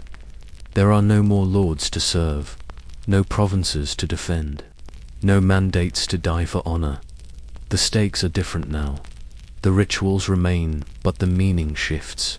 And yet, people still bow at the door, still fold their uniforms carefully, still draw and sheath and draw again, as if remembering something they never lived. Why? Maybe it's discipline, or identity, or pride. But often it's something quieter, a hunger to feel still, just for a moment, to move with intention, to stand in line with breath, to perform a gesture that means nothing and everything at the same time. Because in a world that moves too fast, too loud, too endlessly forward, the dojo is one of the few places where going in circles is respected, where returning to the beginning is called mastery.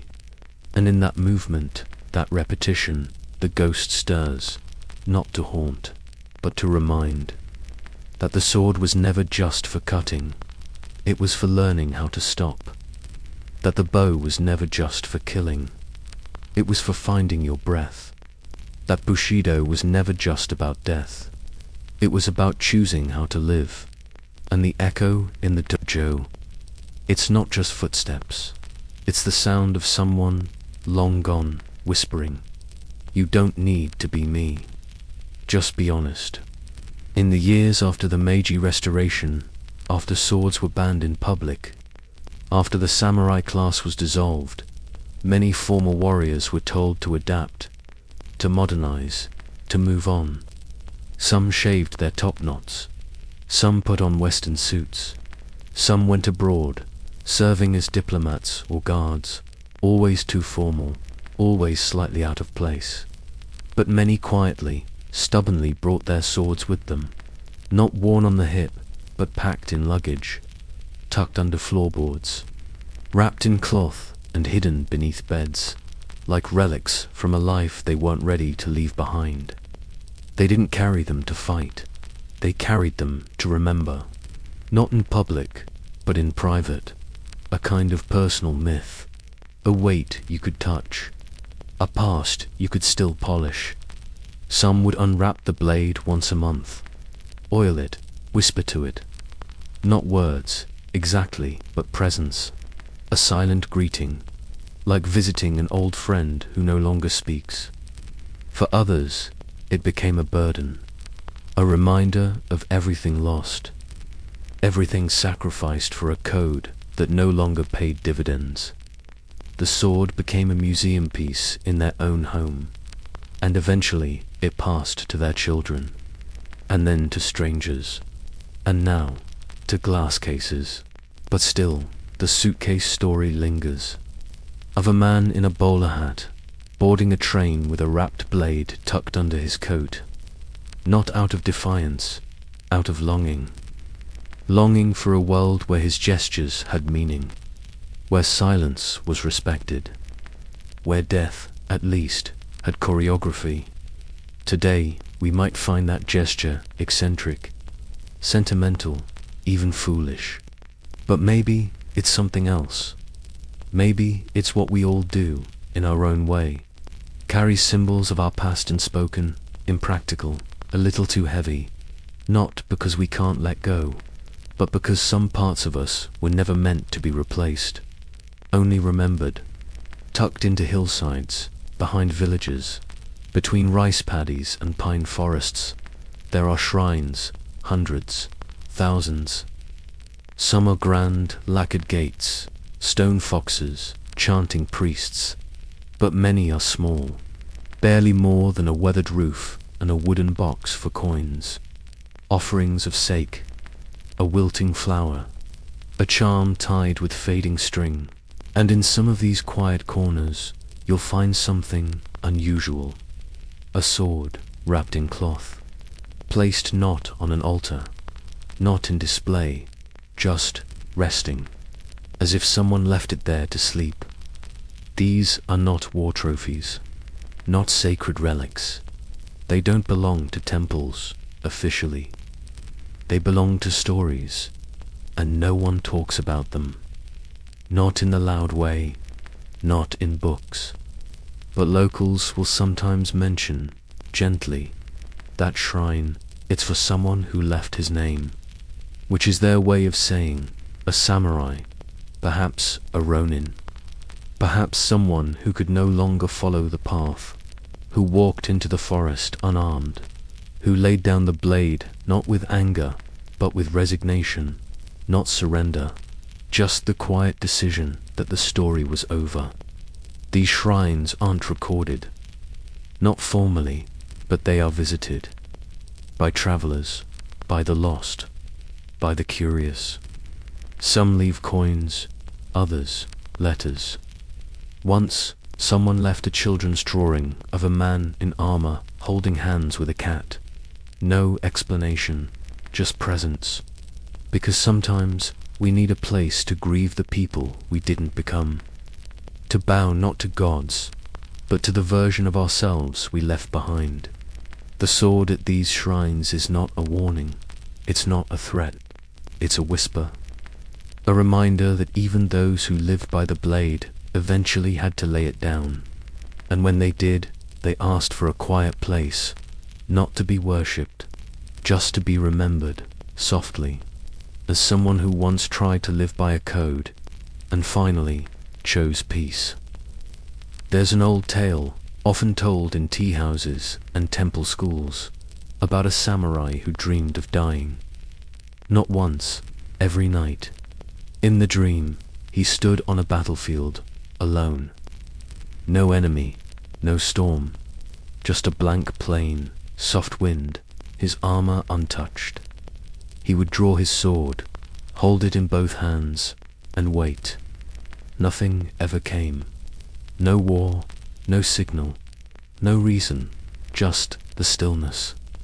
And he would wake up every time, aching, as if the dream had weight, as if waiting itself had become the battle. In the tale, he eventually stopped speaking, stopped writing, moved to a mountain hut and lived in silence. Neighbors said he was meditating, others said he had gone mad. A few claimed he was still fighting, just inwardly. And then one morning, they found his sword, not broken, not bloodied, just planted in the ground, like a seed. No note, no farewell, just the blade, upright, catching the light, and his armor folded beside it. Some say he vanished into the forest. Others say he turned into wind. But most believe he simply stopped waiting, and in doing so, became the story. We don't know his name, or if he even lived, but we remember the feeling, that ache, that long-held breath, that dream of being ready for something that never arrives, because that wasn't just his story. That's the story of every samurai who trained for a war that peace took away, of every man who held fast to a code long after the world had moved on, of every person who dreamed of meaning and woke to silence. Once, the village was full of them, samurai walking the narrow paths between thatched roofs, nodding silently to farmers who stepped aside. Their presence was felt not loud, but dense, a weight in the air, a reminder, now there are no swords here, just the soft clatter of wooden sandals from old men carrying vegetables, the occasional clink of a wind chime, the smell of soy and smoke curling up from kitchens that have never heard a war drum. The old watchtower stands, but no one guards it. The gatehouse is sealed. The training hall is a storage shed now, filled with rice sacks and weather-worn tools. Children run past the empty dojo, never knowing who once stood there for hours, balancing on one foot, blindfolded, learning to hear the wind. They don't know the names carved into the foundation stone. No one does. The names have faded, weathered by rain, scratched by time, buried under lichen and a slow, creeping quiet that doesn't mourn it, just moves on. Ask the villagers, and they'll nod politely. Yes, there were samurai here. But when you ask who, they pause, then smile, then change the subject. Because history in the countryside becomes rumor. Myth softened by memory. Stories told by people who don't want to remember too much. Not because they disrespect the past, but because it hurts to remember people who gave everything to a world that doesn't exist anymore. Somewhere in a storage chest, there's still a katana, wrapped in cloth, brittle with age, never sharpened, not touched in decades. And beside it, a box of calligraphy brushes, their bristles splayed like hands too tired to clench. They belonged to someone once, a man with duties, titles, perhaps even poems published in Kyoto, but the scrolls are gone, and the ink has run, and outside, the rice grows tall again, as if nothing was ever buried there, as if no one ever stood watch for a future that never came. Some say the samurai vanished, but look closely, and you'll find them not in armor, not on horseback, but between the lines of brushstrokes, lingering in the characters that still flow across paper in ink-black elegance. Because when the sword was set aside, the brush remained, and it was the brush that carried them forward. Calligraphy, once a side practice, became the last act of many retired warriors. They turned their focus inward, wrote old poems from memory, transcribed sutras, composed quiet observations no one had asked for. They taught students who would never wield a sword. They designed seals for merchant families who had once feared them. They labeled tea jars and estate ledgers and temple signs. And slowly, their presence faded from history, but not from handwriting. If you've ever seen an old Japanese document looping, spare you've seen a samurai's afterlife, not as myth, not as legend, but as style.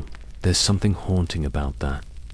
A class built on war, surviving through penmanship, strength expressed in stroke pressure, discipline in the curve of a character, dignity in the restraint of empty space. This wasn't survival in the dramatic sense.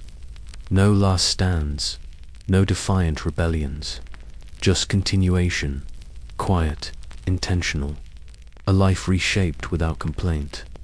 Because what they had practiced all along wasn't just combat, it was presence.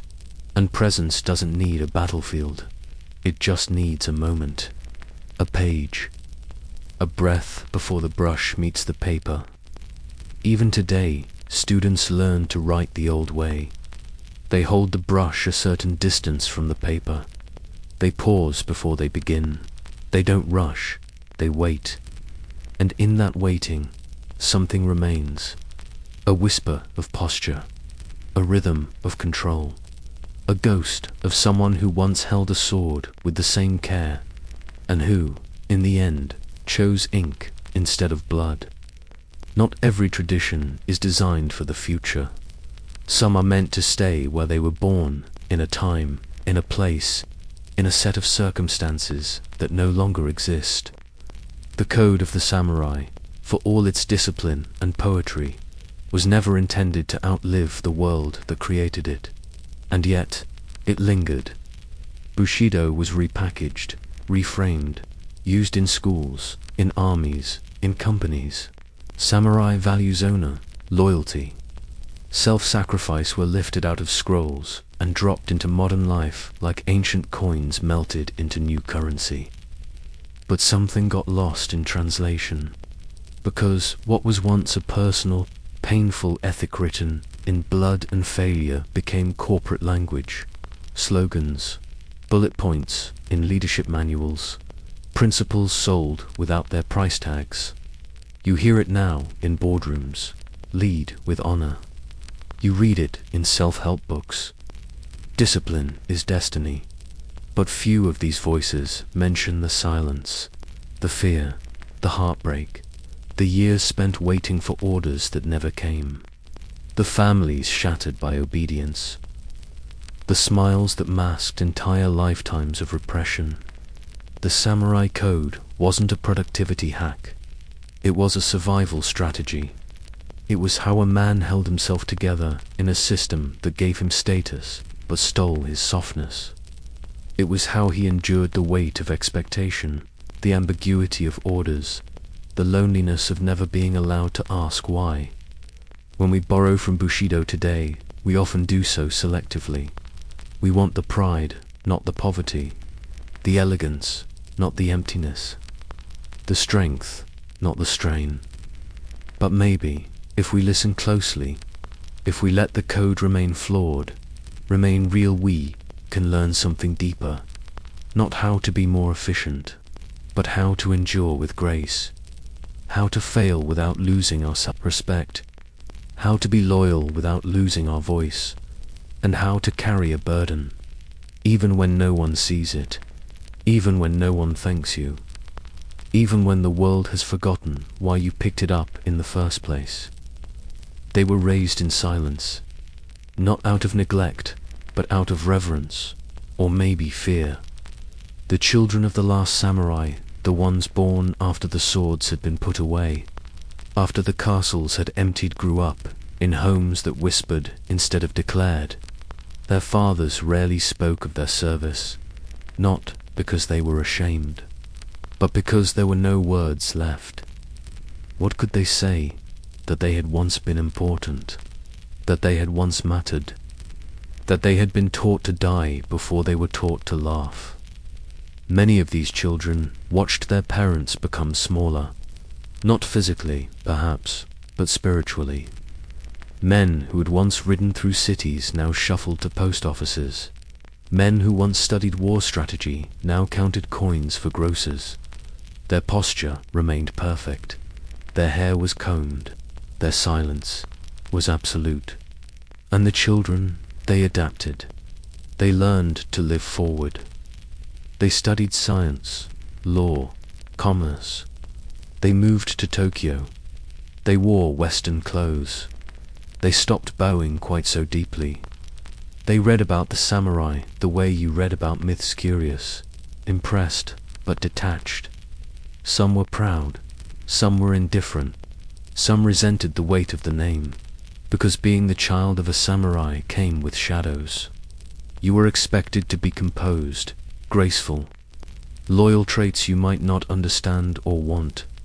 You were taught to apologize beautifully, to suffer with elegance, to suppress anger like it was an heirloom. And all the while, the world changed, faster, louder, more indifferent to the careful rituals that had once held everything in place. By the time these children had children of their own, the thread had frayed. The sword was no longer a symbol, just an antique. The code was no longer a guide, just a quote in a history book. And the silence, it deepened, not out of shame, just because the story had ended, and no one was quite sure how to start a new one. There's a place named on most maps where the reeds grow taller than a man. It's quiet there, no buildings, no shrines, just water and grass and wind. And if you stand still, just long enough, you might hear something not quite language. A rustle, a breath, an old idea still moving through the world. They say a samurai died here, or maybe lived here. It's unclear. The stories conflict. Some say he was a deserter, too tired to return. Others call him a hermit poet, waiting for a letter that never came.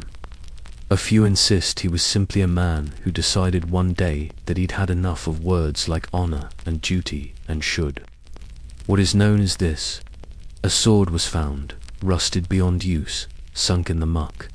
Beside it, a single reed tied in a knot. No note, no inscription, just gesture. And that's what stays with you, the gesture.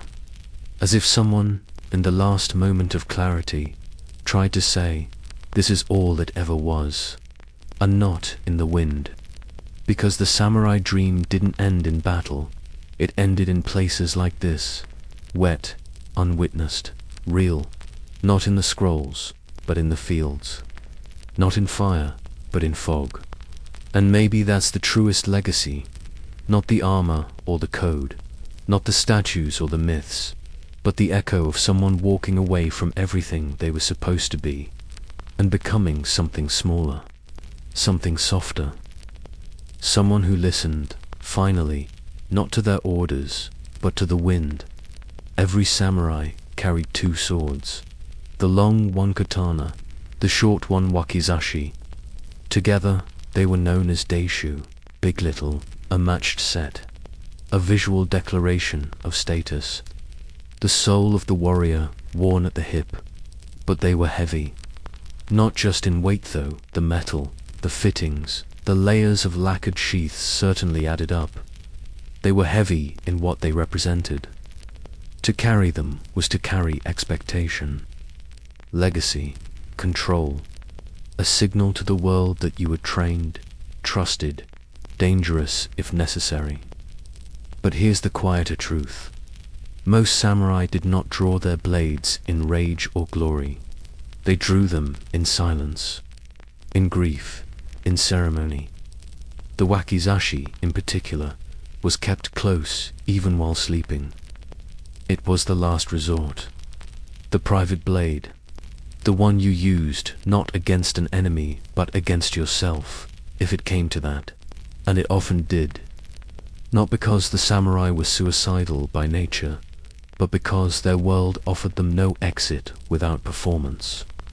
If you failed, if you shamed your house, if you were ordered to demonstrate your loyalty, the blade was the script. One cut across the belly, then stillness, and even in death it had to be neat. So yes, they carried swords, but they also carried possibility of disgrace, of demand, of disappearing with grace instead of with struggle.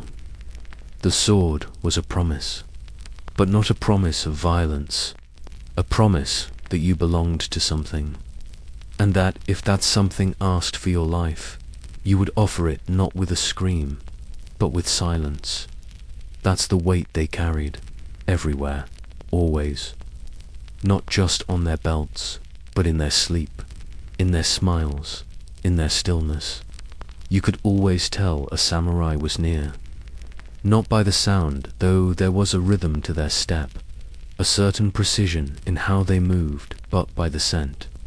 Camellia oil, pressed from the seeds of the tsubaki flower, pale, fragrant, faintly bitter. It was used to keep blades from rusting, to coat the fittings, to soften the grip wrap. Some even rubbed a little behind their ears, not out of vanity, but ritual. It became part of them, a smell that lingered long after they'd left the room, that soaked into their sleeves, their bedding, their breath. A soft trace of vigilance, because rust was the enemy. It was quiet, it was patient. It didn't come with fanfare, just a dulling of shine, a grip that grew stiff, a whisper in the joints. And so they oiled every week, every few days, if they could. Alone, usually, in a private corner of the house, sword unsheathed, cloth in hand, eyes fixed not on the weapon, but on what the weapon represented. Not violence, care, responsibility, readiness. The oiling was a kind of prayer, a way of saying, I am still here, I am still watching. I have not let the edge grow soft, even if the edge was never needed, even if the blade stayed hidden for years. It didn't matter. The ritual mattered. The oil, the cloth, the scent that meant, I remember who I'm supposed to be. Even now, centuries later, old scabbards still carry that ghostly trace. You unsheath a katana in a museum, and the air shifts. Not just with history, with memory, because camellia oil doesn't just preserve metal, it preserves a man's silence, a man's fear, a man's wish to stay sharp in a world that keeps softening. And maybe that's why it smells a little like sadness, because some things aren't meant to be fragrant, they're meant to last. It wasn't uncommon, tucked beneath the left arm, inside the folds of a robe where, Warmth was constant, and discovery less likely. A letter, usually sealed, sometimes blank, always private, carried, not mailed. Not because the samurai forgot, but because some words aren't meant to arrive. These letters were often addressed to no one, or to everyone, to a lord, a child, a mother long gone, to the person they once were, to the person they could never become. The act of writing was enough. It was what came after that frightened them. Because in a world where reputation was everything, even your handwriting could betray you. A shaky stroke, an emotional flourish, a line too poetic, too honest, too human.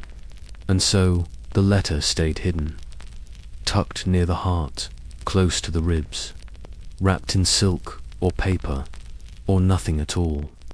Read and reread in moments of stillness, never shown, rarely finished. Some were confessions. I do not believe in the cause, but I serve it because I am afraid of what comes next. Some were apologies. Forgive me. I did not know how to be softer. Some were just noise, lists, thoughts, names remembered so they wouldn't be lost to silence. The weight of these letters was slight, but it was the heaviest thing they carried, because the blade, at least, had a function, the brush, a tradition. But the letter was the self, unmasked. And when they died, sometimes it was found, by a servant, a wife, a rival, by no one, burned, buried, read aloud to an empty room. And even then, it didn't matter if the words were understood, only that they had been carried, faithfully, in the one place the world wasn't watching. We think of samurai feet as firm, planted, certain, pacing cleanly across polished floors, or darting through battlefield mud, each step an extension of intent. But in daily life, they walked, a lot, long distances, between provinces, to and from court, in silence, in ceremony, in exile, and they did so wearing waraji sandals made from straw, fragile, scratchy, vulnerable to weather. A single misstep in the rain, and the sandal frayed, the cords cut, the sole slipped sideways underfoot. And unlike the armor-grand, reinforced lacquered, there was no saving the sandal. It wore down first, quietly, which is to say, the part that touched the world the most, gave out the soonest. There's something deeply human in that, to be wrapped in discipline, armed with code, armored in expectation yet undone, eventually, by the thing beneath it all, friction. A soul dragged one too many times across the edge of a stone, a rope pulled too tight in a hurry, a day too wet, a step too tired, and once it went, the whole rhythm changed. You limped, you hesitated, you paused to fix it, or didn't. Some carried spares, others walked on, blistered, bleeding, proud. There are records, brief ones, of samurai requesting new sandals from their lords, along with rice stipends and ink. It seems small, but it tells you everything. That even in lives shaped by grandeur, it was the small losses that marked the day. The blade may have stayed sharp, the robe may have been pressed, the posture may have been perfect, but if the sandal failed, it failed loudly. And beneath it all, the truth remained, that every warrior, no matter how composed, no matter how feared, walked the same fragile road as the rest of us, and eventually that road wore through. It was tradition, in some houses, for a samurai to write a jizya death poem, brief, final, elegant, usually composed in the moments before dying, especially in ritual suicide, a last attempt at grace, a final bow, not with the body, but with language. They were short, sparse, seasonal often, referencing wind, blossoms, mist, the sound of a crow flying west. But not every poem was written in the hour of death. Some were written long before, folded, hidden, rewritten, because sometimes you needed to say goodbye without being asked. And the truth is, many samurai wrote death poems they never read aloud. Not because they feared death, but because they feared being forgotten, without having left something behind. The poems varied. Some were proud. My blade returns home, untouched by a lesser fate, let the wind bear me. Some were bitter. They asked me for gold. I gave them silence instead. Now I speak in rust. Some were simple. The rain is enough. I need no more ceremony. Just this breath. This breath. They weren't written for glory. They were written because something inside needed to land somewhere. And the page was the only place left. These poems rarely made it into scrolls. They weren't passed down. They weren't praised. They were too honest, too personal, too raw. Not bushido enough, not performance enough. But they mattered, not because someone read them, but because someone dared to write them. Even if the ink smudged, even if the paper yellowed, even if the voice that composed them never found the courage or the permission to speak them out loud.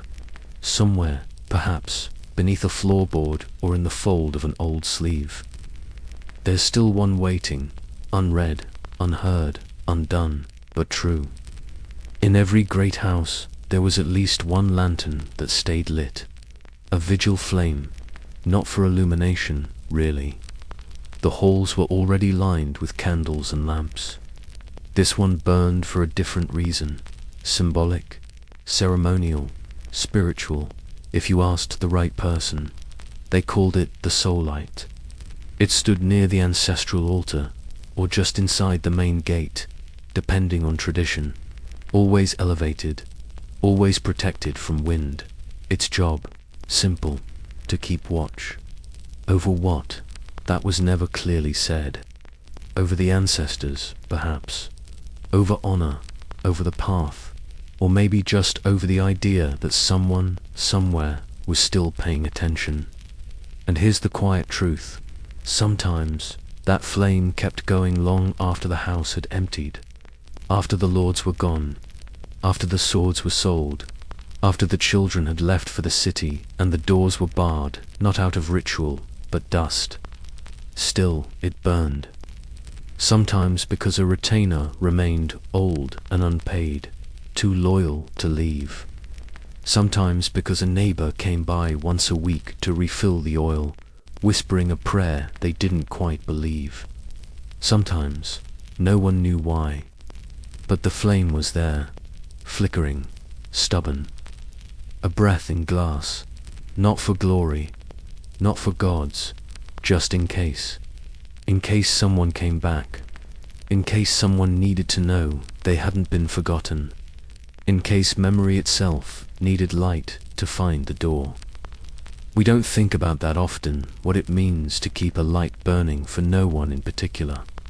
It's thankless. It's slow. It doesn't make history books. But maybe it's the most samurai thing of all. To persist, to wait, to honor something. Even if no one's watching anymore. Even if no one knows what it's for. Even if the hall is dark. Except for one small, flickering truth that refuses to go out. There is a moment, often missed, in every bow. Just before the head dips. After the breath is drawn. Before the hands settle or the gaze drops. A pause, small, measured, deliberate. It is in that pause where the real communication lives. Not in the gesture itself, but in the intention behind it. The samurai knew this. They practiced bows, not just in form, but in spirit. There were bows of respect, bows of apology, bows of mourning, and bows of submission. Each had its own angle, depth, rhythm, a language with no words, but the pause. The pause was always the same. It said, "I see you," even when no one was watching, even when the bow was to an empty room, or to a shrine, or to a lord's empty seat, or to a ghost you weren't sure you believed in anymore. That was the essence of the code. Not blind obedience, not hollow ritual, attention, presence, a willingness to mean something, even when meaning has no witness. You see it today in old temples, when caretakers bow before sweeping the floor, or in martial arts dojos, when students bow to a space, not a person. That space still holds something, a memory, a tension, a truth, and the silence in that pause. It's deeper than obedience. It's deeper than performance. It's grief, not loud, not desperate, just acknowledgement that something once mattered here, and that we are smaller and better for remembering it. Even if all that's left is a pause, a silence, a head lowered not in defeat, but in reverence for what has passed through the world and left quietly, like a breath through cedar. It was meant to be worn for life, crafted to the body, fitted by hands that understood pressure, posture, movement. The armor was an extension not of violence, but of presence, and for a while it fit, but bodies change. Muscles soften, spines curve, injuries settle into joints. The rhythm of breath shifts. And one day, the samurai stands before his armor and realizes it no longer belongs to him. The plates press in strange places. The weight pulls differently. The shoulders, once proud, now strain against their own memory. It's not just age, it's change. He has become someone else, not less, just, not who the armor expects him to be. Some try to fix it, adjust the cords, soften the lining, bend themselves back into shape. But the truth is hard to ignore. This thing that once protected you now restrains you, and so begins the quiet decision to stop wearing it. Not ceremonially, not dramatically, just less often. At first only on holidays, then only when visitors come, then not at all. It stays in its box, wrapped in silk, clean, cared for, but no longer needed. And when asked why, they say it doesn't fit like it used to. But what they mean is, I have grown in ways it cannot contain. I am still strong, just differently. I no longer need to be protected from myself, because armor is not just about war. It's about who you think you are allowed to be, and letting go of it. That takes more courage than putting it on ever did. In the No theater, there's a moment at the end of every performance. The music fades. The actor masked, robed, stiff, with centuries of tradition makes one final movement, a turn, a bow, a step backward into shadow, and then a breath. It's not scripted, not noted, but it happens, a long, controlled exhale, as if the actor, after carrying the weight of myth for an hour, finally lets the role drop. That breath is not for the audience, it's for the self, for the body beneath the costume, for the person who remembers their name, for the human being inside the ghost they've just inhabited. The samurai had no stage, not in the theatrical sense, but their life was performance, measured, rehearsed, masked, and at the end retirement exile, death there came a similar moment. Not always dramatic, sometimes no one noticed, just a pause at the door, a final cleaning of the blade, a whisper to no one, and then the breath, the one that said, I'm done pretending. Some recorded it in poetry, some in silence. Some didn't live long enough to exhale at all. But for those who did, that final breath mattered, because it wasn't surrender, it was release. the ending of a play that had gone on too long, the dropping of a name that had grown too heavy, the soft, almost imperceptible sigh of a man who had lived in service to something larger than himself, and was now, for the first time, just himself. No bowing, no script. Just air, and after that, quiet. The kind that doesn't ask to be filled. Because the performance is over, and the person remains. He didn't leave a letter. No proclamation. No final instruction. No verse composed beneath the moon. Just absence. One day, he was there drinking tea in the back garden, sharpening his brush, offering quiet corrections to a boy too young to know what honor used to mean. The next, his futon was empty. His sandals were gone. The armor, still in its box, untouched. There were rumors, a pilgrimage, a retreat, a sudden illness buried far from town, but no one knew, and those who claimed to spoke gently, as if raising their voice might shatter what little truth remained. What they did find, days later, was the scroll, not a dramatic one, not filled with philosophy or parable, just a few words, written in the smallest brush. You don't have to finish the path, only walk it long enough to know it was real. No signature, no seal, just the slow curve of handwriting aged by decades of restraint. And for some, that was enough. Not closure, not clarity, but permission to stop reaching, to sit down, to let go of the pose and simply be. He had carried the code far, farther than most, but in the end, even the most disciplined step off the road, not out of failure, out of arrival. And perhaps that is the softest truth of all. The samurai did not disappear in battle.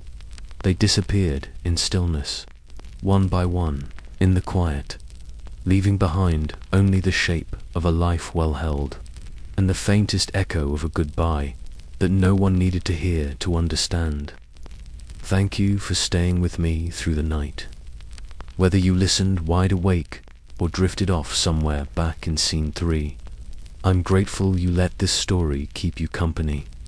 The samurai may have walked centuries ago, but tonight they were beside us again, in the dark, in the quiet, in the questions we still carry. If this helped you sleep, or think, or just feel a little less alone at 3 a.m., I'm glad. Feel free to subscribe if you'd like more long, strange journeys into the past.